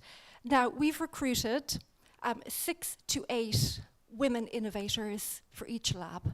So that's a total of 72 women maximum that we're going to be training over the 3 years of Grass Ceiling. Now, the recruitment methods we used were context specific, so we worked with stakeholders across our 9 partner countries, and we got a wonderful range of women innovators, from women involved in forestry in Sweden, to fishing in Norway, and then women who are really overlooked, crofters in Scotland, who are forced to rent small parcels of land to develop their innovations. And you know, we've heard quite a lot this evening about the importance of having a tribe and forming a tribe, and that's what we're hearing from our women innovators. That this experience of being able to come together and network, women have traditionally felt excluded from networking. They felt that it's male-dominated. They haven't had the time to leave their children, to leave their caring of elderly relatives, you know, to go to big cities and network. So for example, so the Living Lab is a good example of a networking experience, you know, where they share not only the challenges with their peers, but also their triumphs. For example, a new point of sale or a new project in development.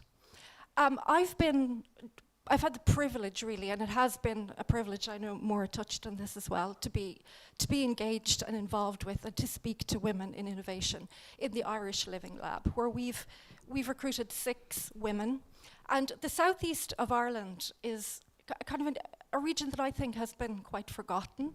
And it's an area where women have really, at very low levels of engagement with innovation.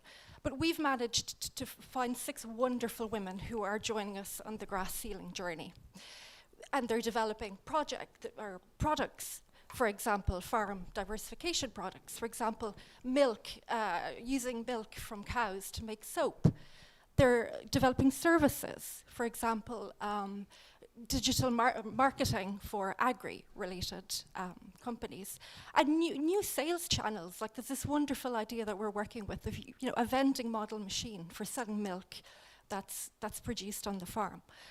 So it's just really been a fantastic experience. So I suppose a good question would be, what happens in these labs?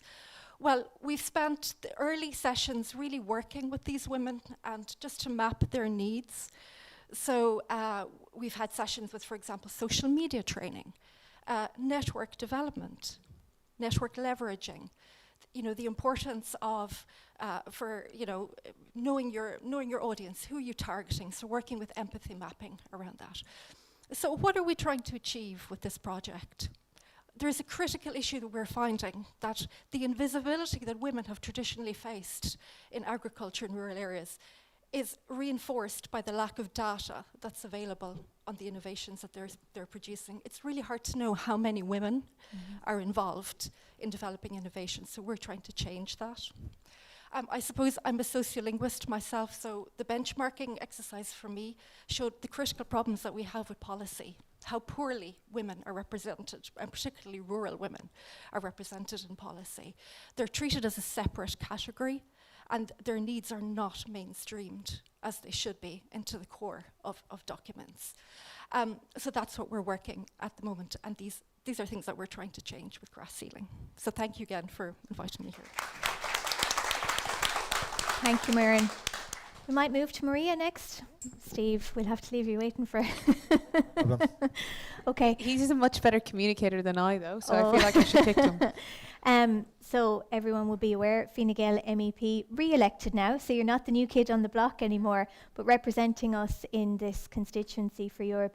I suppose, Maria, from what you've heard today, there's probably a lot of things you've been aware of, and people will look to you in terms of, I suppose, the policy change. And what Maura said was, we need to know what's happening, what the problems are, but to initiate that change, we look to our politicians. I mean, that's a lot to carry on your shoulders. But for you, what are the priorities now for the next 5 years? Yeah, and thank you very much, and good evening to everybody. And delighted, I wasn't lying, Maura text, and we all laugh. So when she asks something, when she tells you to do something, you show up and you do it, and everybody's nodding. So they've all experienced that more.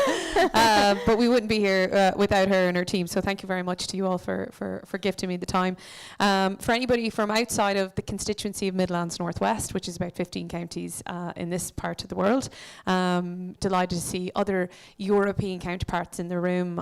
I think it just goes to show you, not to ignore your question, I am going to go back to it, but it just goes to show you the benefit our relationship with the European Union is. And sometimes we take that for granted, and it's one of the things, as a pro-European seeking re-election, I continue to really harp on about, because if we didn't have the 26 other member states to lean on, learn from, be challenged by, we wouldn't be a better country for it. To go back to your question, so to kind of throughout my agriculture credentials, because I feel like I need to do this as a non-alumni of University of Galway. My points weren't allowing me to come here. I did a PLC down the road. I was a different type of learner. But I grew up about 30 minutes from here in a very small community called Shrule. It's a big city, about the size of the room here. I was born in Boston, but was born to two Irish parents who always had the aspirations to have their children standing in gaps, dosing cattle, running after sheep that just wouldn't comply with the terms and conditions of a Sunday evening, and you had other things to be doing, like watching Glenroe, as I'm knocking your pages, sorry there. Fine. But for me, growing up in rural Ireland was, in a long-winded way, how I developed my personality, the good, bad, and the indifferent. Because for me, I understood the benefits the land had, the fact that you could walk down a very rural community, and where everybody knows your name. It was very safe. I started working volunteering hours, loading and offloading sheep at the mart, because my father often used to leave us there. He was a carpenter by trade. He used to leave us there at 4 a.m. to get the best pin on a Thursday sale day. You all laugh. It probably should be recorded for higher uppers, but he says I wouldn't have got where I am today without him, so I should give good credit. But in a long-winded way, I learned how to work with different characters and the forces of them. But what really struck me from a very, very young age at that was I seen one other woman over the course of those mart days, another woman from Shrule, and it was that really didn't change for many, many years. But yet, I knew from having uncles and other family members who were part of the farming and fishing community, women were everywhere in farming. but yet we're very invisible. And I think that comes back to the work I even do now in these past 5 years of this current mandate, and we're about to move into the next one, is from an equality and equity standpoint, what do we still need to do? And one of my biggest frustrations from hearing all that I've heard in the last couple of hours, and we'll hear tomorrow, is, and I get challenged, and I challenge Maura all the time, how does the living document then become reality? And unfortunately, one of my biggest plans in 2019, and I think Steve talked me off the ledge a couple of times when I was like, things need to change yesterday. And I got into politics to make that big change. And then I realized after getting my wings clipped once or twice to say, hang on, it needs to move slow, legislation moves slow. The issue I have with that is one of the culprits I find in that delayed legislation change at a European level, at a national level, at a local level, at all levels, is the fact that our politics is not reflective of our community, and our community is not reflective of politics. So when we heard from the group of women here, actually leaving aside their genders, when we heard from a group of business owners, entrepreneurs, innovators, it was they're just there to roll up their sleeves and get the job done. Unfortunately, we don't always have that, particularly in the big machine that is the institutions. However, aim of the game is we constantly show up to bigger and better conversations like this in order to actually absorb real lived experience so that we can, and I can in particular, make better impact in my policy. So to kind of wrap it up, and particularly for those who are from outside of Ireland, when we joined in 1973 in the European Union, about 50 odd years ago, one of the greatest benefits that we had when we talk about financing and women was the removal of the marriage bar. And for those who, even Irish people who don't know it, prior to 73, prior to joining the European Economic Community, as I know at the time, if you were in a full-time job or part-time, be it in public or private sectors, if you got married, if you chose to get married, you had to leave your job in order to tend to the home. Now, I think that's a very admirable thing. However, choice is a powerful tool. Choice is one of the greatest things we ever have, and not many women have that. Not many minority community groups have that, and sadly, from research standpoints, and Maura will correct me, many academics in the room will correct me, women are in that minority category right across the world, not just in Ireland, in the EU.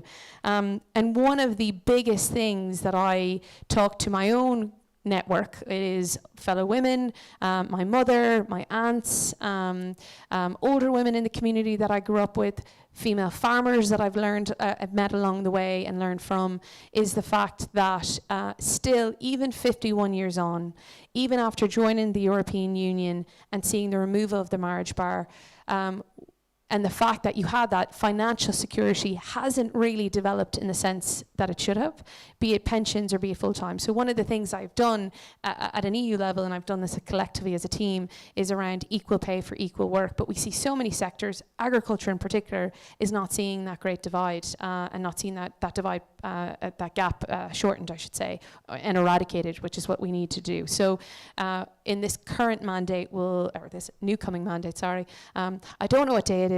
I only got elected 2 weeks ago, and I haven't slept since, so excuse my ignorance. But for There's me, no jet lag from Brussels. No, not at all. Yeah, not at all. There is an hour difference, so I can tell you this, it's a pain in the ass. But for in a long-winded way, and apologies for making some of you fall asleep so late in the evening, but one of the things is access to land, as Maura flagged earlier, and probably many will have this shared experience, but financial security, we have to kick that in the ass, because if we don't, we're going to end up in the 20, 30, 40 years' time having these same conversations about no access to cash, no cash in the wallet to do anything to grow your business or start your business, and certainly no financial security to make sure at the end of the day, after all your hard work and grit on the land, working in agriculture, that you can say, I'm handing this over, but I actually have something in the pocket to survive on. And they are some of the biggest deficits we face now, never mind 50 odd years ago, and what we cannot have in the next 50. And I suppose when we look towards Europe, like as you said, we're stronger together. That's the sense of the whole thing. But I suppose looking at Europe, is it an opportunity as well to see how others are doing it better for us? And that's where you're the linchpin in terms of policy. back your party leader is Taoiseach now for however long that will be. We are facing into a Do you general know something, election. Sally-Ann, that I don't know about? Well, we know within the I next haven't checked X in about an hour, so I don't know if something broke. within the next 12 months, we know that things will change just for those who aren't living in the country. But, we heard issues such as access to childcare in rural areas, and we'll talk to Steve maybe a little bit about that, about what the challenges are. But in terms of reflecting what you can see being done well in Europe, how are you doing that when it comes to implementing national policy based on research that we're seeing here at home and best practice in Europe? Yeah, there's a couple of areas. I mean, in the context of agriculture and rural development, there's absolutely best case examples. I mean, France has a really, really great rural community development co-ops that access to funding at local and national level is a hell of a lot easier in terms of less red tape. Other countries, I got to give the Nordic countries always do things better. In terms of future proofing, when you look at the likes of renewables and the speed of which they're embracing climate, I think across Europe, and this is in the room that you need to point me in my rightful ways, we haven't got the conversation or the two-way, or better yet, the marriage with climate and agriculture to the point where I would like it at. And there's a lot of perception in this country that our farming community, our agriculture community is the reason why there's wildfires and floods, which simply is not the case. I haven't found a country that does that well. When we look at caring responsibilities, there's absolutely best practice. We don't cover that to the it's not a competency of the European Union per se, but I talk to MEPs and advisors and people who work in the institutions. Belgium actually have a really, really good care system.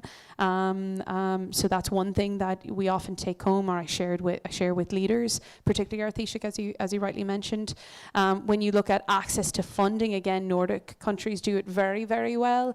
That's why I've been trying to target a female founders fund, because one of the biggest statistics I remember from even the 2019 election for the Europeans was 60% small businesses right throughout the Midlands Northwest. So 15 counties are run by women. So if you think of your shop, your post office, your farm, your accountants, your beauticians, but yet access to funding is not the same, particularly in this country, because we value exporting and manufacturing internationally or across Europe versus what's keeping our small towns and villages alive right now.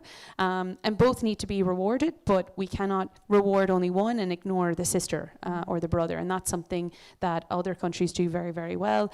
Last but by no means least, and I could go on, one of the things other countries do very, very well, which I've really tried to target and impacts rural communities and our agricultural communities in particular, is the impact mental health is having on our communities.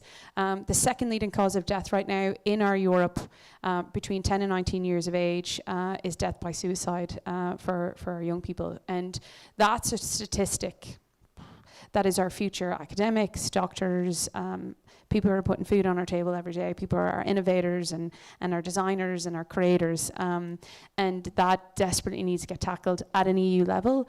Again, Nordic countries do it somewhat well in terms of pilot projects at a younger age and scaling through. Equally, I could say they do very, very well at not looking at 3-year project and then stopping it, but actually elongating that so you're not constantly pitching for new money all the time to keep a project that's working very, very well. And I can put a handful of projects that do that. So that kind of gives you a flavour of what we desperately need to learn on. And I say we as in, you rightly pointed out, I'm the person that's going to Brussels every week to make this region a hell of a lot better. And I have a lot more work to do. And I'm really looking forward to the next 48 hours and hopefully longer to learn from the best practice and then actually make documents and the 200 interviews that Maura and the team did actually be heard into the European Parliament and the Commission and other institutions versus just falling flat, because I think we've had that enough, and particularly as women, I think we're sick of that. Yeah, okay, thank you.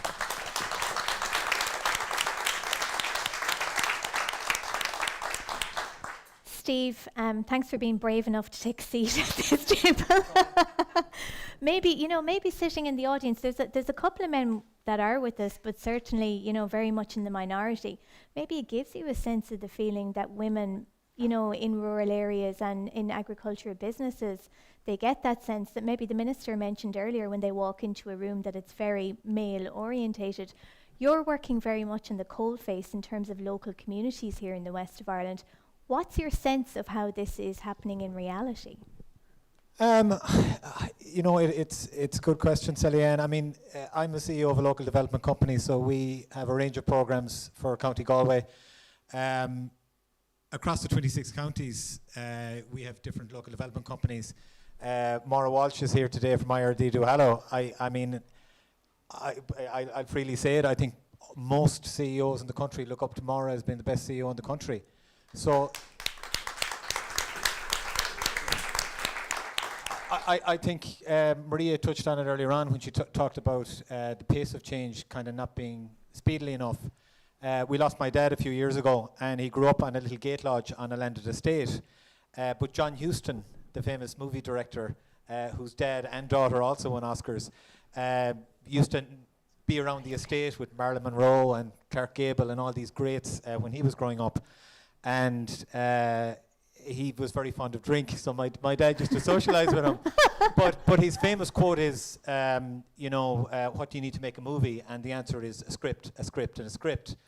In terms of where we take our scripts for change, it is from leaders like Maura, wonderful team, Anne Kinsella, and Chagas, my former chair in GRD. But I would say what Maria touched on, which is patience, and patience. But there is a change, even in my time, both as a director of GRD and now as CEO.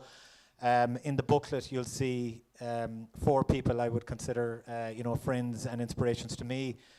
Your own mum, Veronica, Aoife Noon, who was with Smart Villages. So for all our European friends, Smart Villages is something we really believe in. We better not mention Aoife without mentioning that along with Ursula, she won an award last Friday for digital safety as well. So well done, Aoife. Aoife's weekly award at this stage. Best in class. Teresa Roach, speaking of award winners, outstanding. And of course, Bláthnaid, who, 5 minutes in a room with her and she lights it up. Yeah. And you look up to these people. Maybe it wouldn't have been possible, 10, 15, 20 years ago for them to lead, but they're certainly leading now. We did a little project, and I sent on a little video to Maura previously of those who we give leader grants to in terms of agribusiness, and 3/4 of them were to women. I think when the chance is given, there's no doubt that they can grasp it. And my mum was one of those affected, Maria, back in the day by the marriage bar, because they moved it, and they only moved it for teachers initially. So my mum had to wait for an extra year to marry my dad, because the government at the time flagged it was coming, and 10 children later and 40 years teaching, she left a terrific legacy behind her. But when I was growing up on a farm, again, sheep and cattle farm, a very small farm, it was always a partnership. I think the issue is just the women weren't getting the credit for the 50% of the partnership that they were. And again, it was some of that is cultural. But there is change, and yes, certainly there needs to be more. But again, I mean, I look at what we did with Smart Villages, for example, which, you kindly came out and did a lot of interview work, and obviously Aoife was a big part of it. Wouldn't have happened without Maura as well, and certainly the Maura and the audience who dragged us kicking into it. Steve, just to explain what Smart Villages is for those who wouldn't be aware. So for those of you who engage with LAGs or who engage with the Leader programme throughout the European Union, some of you will be familiar with Smart Villages, but it's very much a bottom-up approach to rural development. It really is about empowering communities at the level themselves, giving them the tools, capacity building, and it will be unique to each region and each country indeed, because what we consider a town, for those of you who like, Inga and some others, Marion, who are coming over to Galway, you'll know well that we consider Galway quite a big city. Thank you very much. But I appreciate that in a European context, it is a town. And then our villages, so even in Ireland for our smart villages, Montpellier, Maura's hometown, we're kind of half offended that it was a smart village. Oh yeah, it's a town. It's a town to the locals. As somebody who went to school there. Yeah. So there is a little bit of that, but it will be tailored to the particular place. It looks at the assets that particular place has. And even in Galway, which is such a small county in a European context, actually Maria launched us in both Montpellier and Headford. And was just too big. but two very different places, because Montpellier sees itself as, you know, a university town, and it has, on the one street, it has preschool, national school, secondary school, and they have an agricultural college. So it is a you know, a third level institution, and capital of the west of Ireland. Indeed, yeah, and the population quadruples during the day. So it does, because of all that from the area around Montpellier. Everybody comes into Montpellier from 9 to 5. Headford, which is a larger town in terms of population, 3/4 of the population leaves between 9 and 5, 9 and 7. It's very much a commuter town. The art, which again brings us back to Veronica, traditional music in Montpellier would be very strong. Headford would see itself more as, it would see arts very much from a city prism. Headford would have, you know, very strong aspirations in terms of the veterinary studies in the agricultural college. Their ambitions lie there. Headford sees its future in terms of tourism. And these towns are only half an hour, 45 minutes from each other. So even in a narrow perspective of County Galway, smart villages can mean very different things. The assets they have to offer, the skill sets of the people are very different. In Montpellier, you only have a handful of groups and organisations, and some brilliant people involved in a lot of things. In Headford, which would be, you know, Maria's nearest big town, excluding Shrule, it would have very many. So, and we can learn lessons from Europe on an awful lot of these things. Again, Maura goes out to Europe more often than I do, but has learned a huge amount in that time of bringing skills home. And then in Galway, we really are blessed to have Louise and but particularly Maura, who is brilliant at reaching out in some counties and some countries. And I mean, even in your own self, they are lucky to have you, because you need that reach out from the third level institutions. And we are blessed here in Galway, active, alive, always knows what's going on. That booklet of people around the county, you know, that would be a real challenge for some people. It wasn't a challenge for Maura to anywhere near the same extent, just because she wants to affect change. And, you know, she's been an inspirational female leader herself. And I always drop her in it and mention that she was also an outstanding sports star, an All-Ireland champion camogie star. So we're very, very proud of her for that as well. Brilliant. Steve, just finally for yourself, you're in a safe space. We won't tell anyone. But for yourself, like delivering the Likes the Leader programme, you know, what would you like to change? What do you find are the challenges? And it may be a rhetorical question, but are you getting enough funding to do what needs to be done? Well, Inge is here, Marion is here, and others are here, and including Anne Kinsella and of course Maura, but obviously not. But we would say that. But I think it is beholden, and the onus is on myself and Maura Walsh and others to better highlight the how Leader can be used, its successes at, again, we're here today to talk about female-led innovation. If we were to look at an Irish context for that, which I'd be most confident in speaking on, it's hard to point to many programs that have been such a tool for change in Ireland over recent years and recent decades, in terms of levelling a playing field between men and women, in terms of supporting enterprises, in terms of, but also keeping its roots through agriculture. Really, where I see the challenge in Ireland, and it's cross-European, and we touched on housing a few moments ago, is keeping life in rural Ireland, keeping a particular vibrancy in rural Ireland. To the credit of the government, Our Rural Future document is actually an outstanding paper. In my time in Galway Rural Development, it's the best I've read. But the change that needs to come with it hasn't yet been realised. It certainly needs more support and more funding. But I think we're all bought into the essence of it, and we can play our part in that, as can, you know, the universities and all our partners. Okay, thank you, Steve. Maria was furiously taking notes there, so I think that might be relayed back to Simon Harris. He sends me love letters all the time to say more. We better give the last words of this evening to the person who brought us all together here, because I'm conscious time-wise we're just at the end. Maura, I suppose you talked very much from an academic perspective as to why the need for this particular project. I would know you for many, many years as a fond neighbour and a very active member of our community. You should tell people really from your own personal perspective, I suppose, why you were so gung-ho about this particular project from your own rural beginnings. Absolutely. And do you know, I thought about this, and I even thought about this earlier on. I think in some ways, a lot of the women I interviewed, they talked about their partners, their husbands, their fathers, and they talked about them so proudly, and the fact that they couldn't do what they do without that support. And I think it was one of the things that I wanted in this project. I didn't want that idea that we were a group of women who was all about women and that's it. We're not. We're about innovating. We're about equality. We're about kind of developing rural areas. But so many of that is done in conjunction with the men that surround us as well.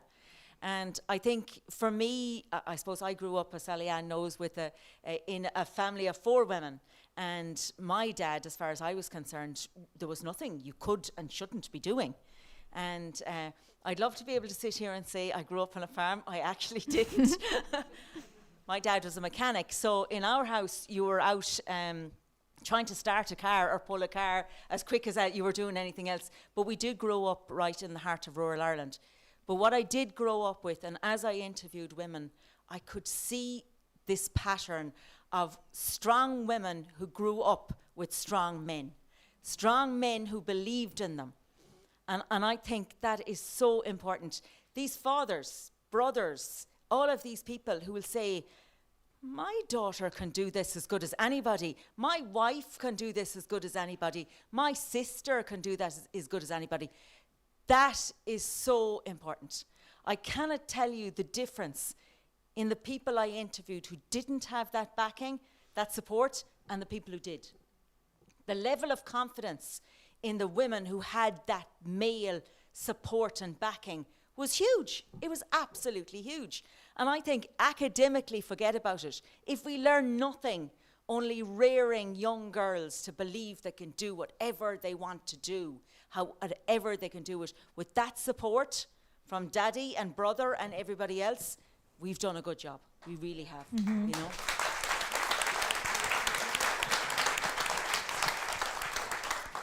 And I think in some ways that just brings it back down to the idea we're not here to drive the whole women agenda. We're here to drive the rural agenda, the innovation agenda, the equality agenda, and that's what we're here to do, you know.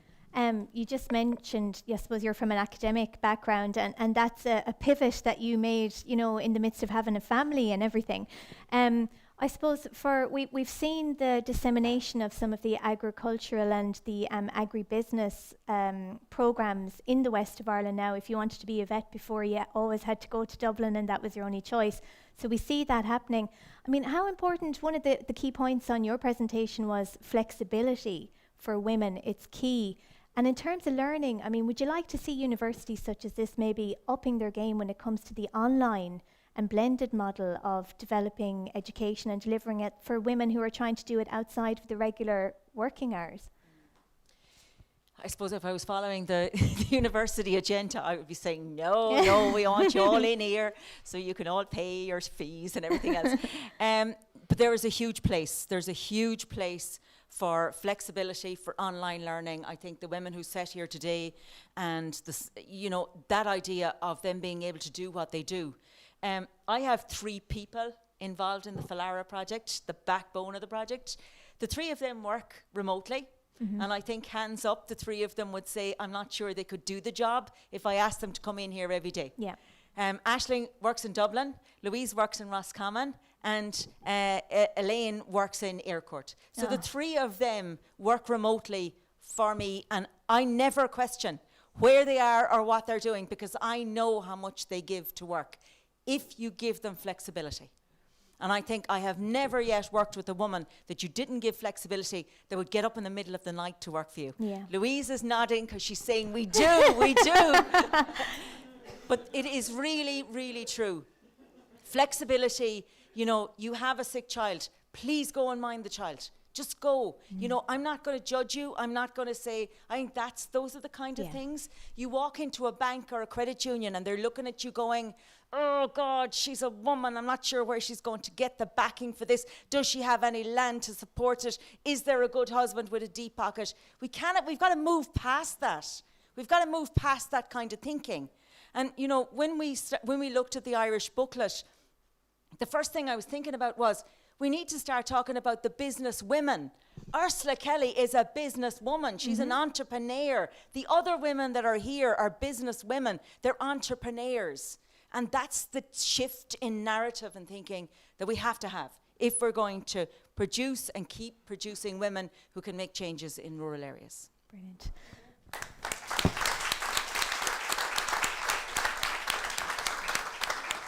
It's come to that time of the evening where the barbecue is on, we hope. So we're going to all get a chance to chat outside of this. Maura, we might give you the final word if you want to say a few thank yous and etc. I'm actually going to give the final word to our ambassador, and it's Ursula Kelly. And Ursula, as you said tonight, she's going to put millions of cattle tags all over Europe at this stage, but she's actually going to put some here tonight because she has designed a FLIARA tag for each and every one of us, which I think is amazing. It's amazing. And there's a lovely piece, Elaine, if you just take out on the back of this, it says on the back of it, we rise by lifting others. Yeah. And I think it's just such a lovely, lovely thing. So, yeah. Sincere thanks to Ursula, because there's one for everybody in the audience. It's a tagline from an Irish programme. So sincere thanks to Ursula for doing that. We really are grateful for her. Yes, of course, there's a barbecue. Please, tomorrow is really important. It's absolutely really important. We really need you there. We need to get those policies under the belt. I want to just finally thank Sally-Ann in particular. She really is. Years and years ago, a professor that was in my department, somebody was saying in the room, they were saying, oh, if you love your job, you'll never work a day in your life. And he called me aside and he said, Maura, that's not true. He said, if you're a master of your task, you will never work a day in your life. Sally-Ann is a master of her task, I promise you. Thanks, Maura. As are the other people here. The truth of it is, like you all know, if Maura asks you, you don't say no. So. Thanks, Maura. Thanks, Maura. Thanks to all of the rest of them. Maria, who is so busy of recent late, I want to sincerely thank her for being here. I want to thank the Minister for having been here earlier on. I want to thank all of the panellists, our ambassadors who have travelled all the way from Europe. Sincerely thank all of the partners that we have on the FLIARA project and all of the extra people who have. The one group I forgot to mention earlier on today, we do have an advisory board. Steve is sitting on our advisory board. Inga Vanus is here as well on our advisory board. We have two more as well, people here as well with us today. So sincere thanks as well to all of those and all of you for coming. Gormila Mahagat. Thanks, Maura.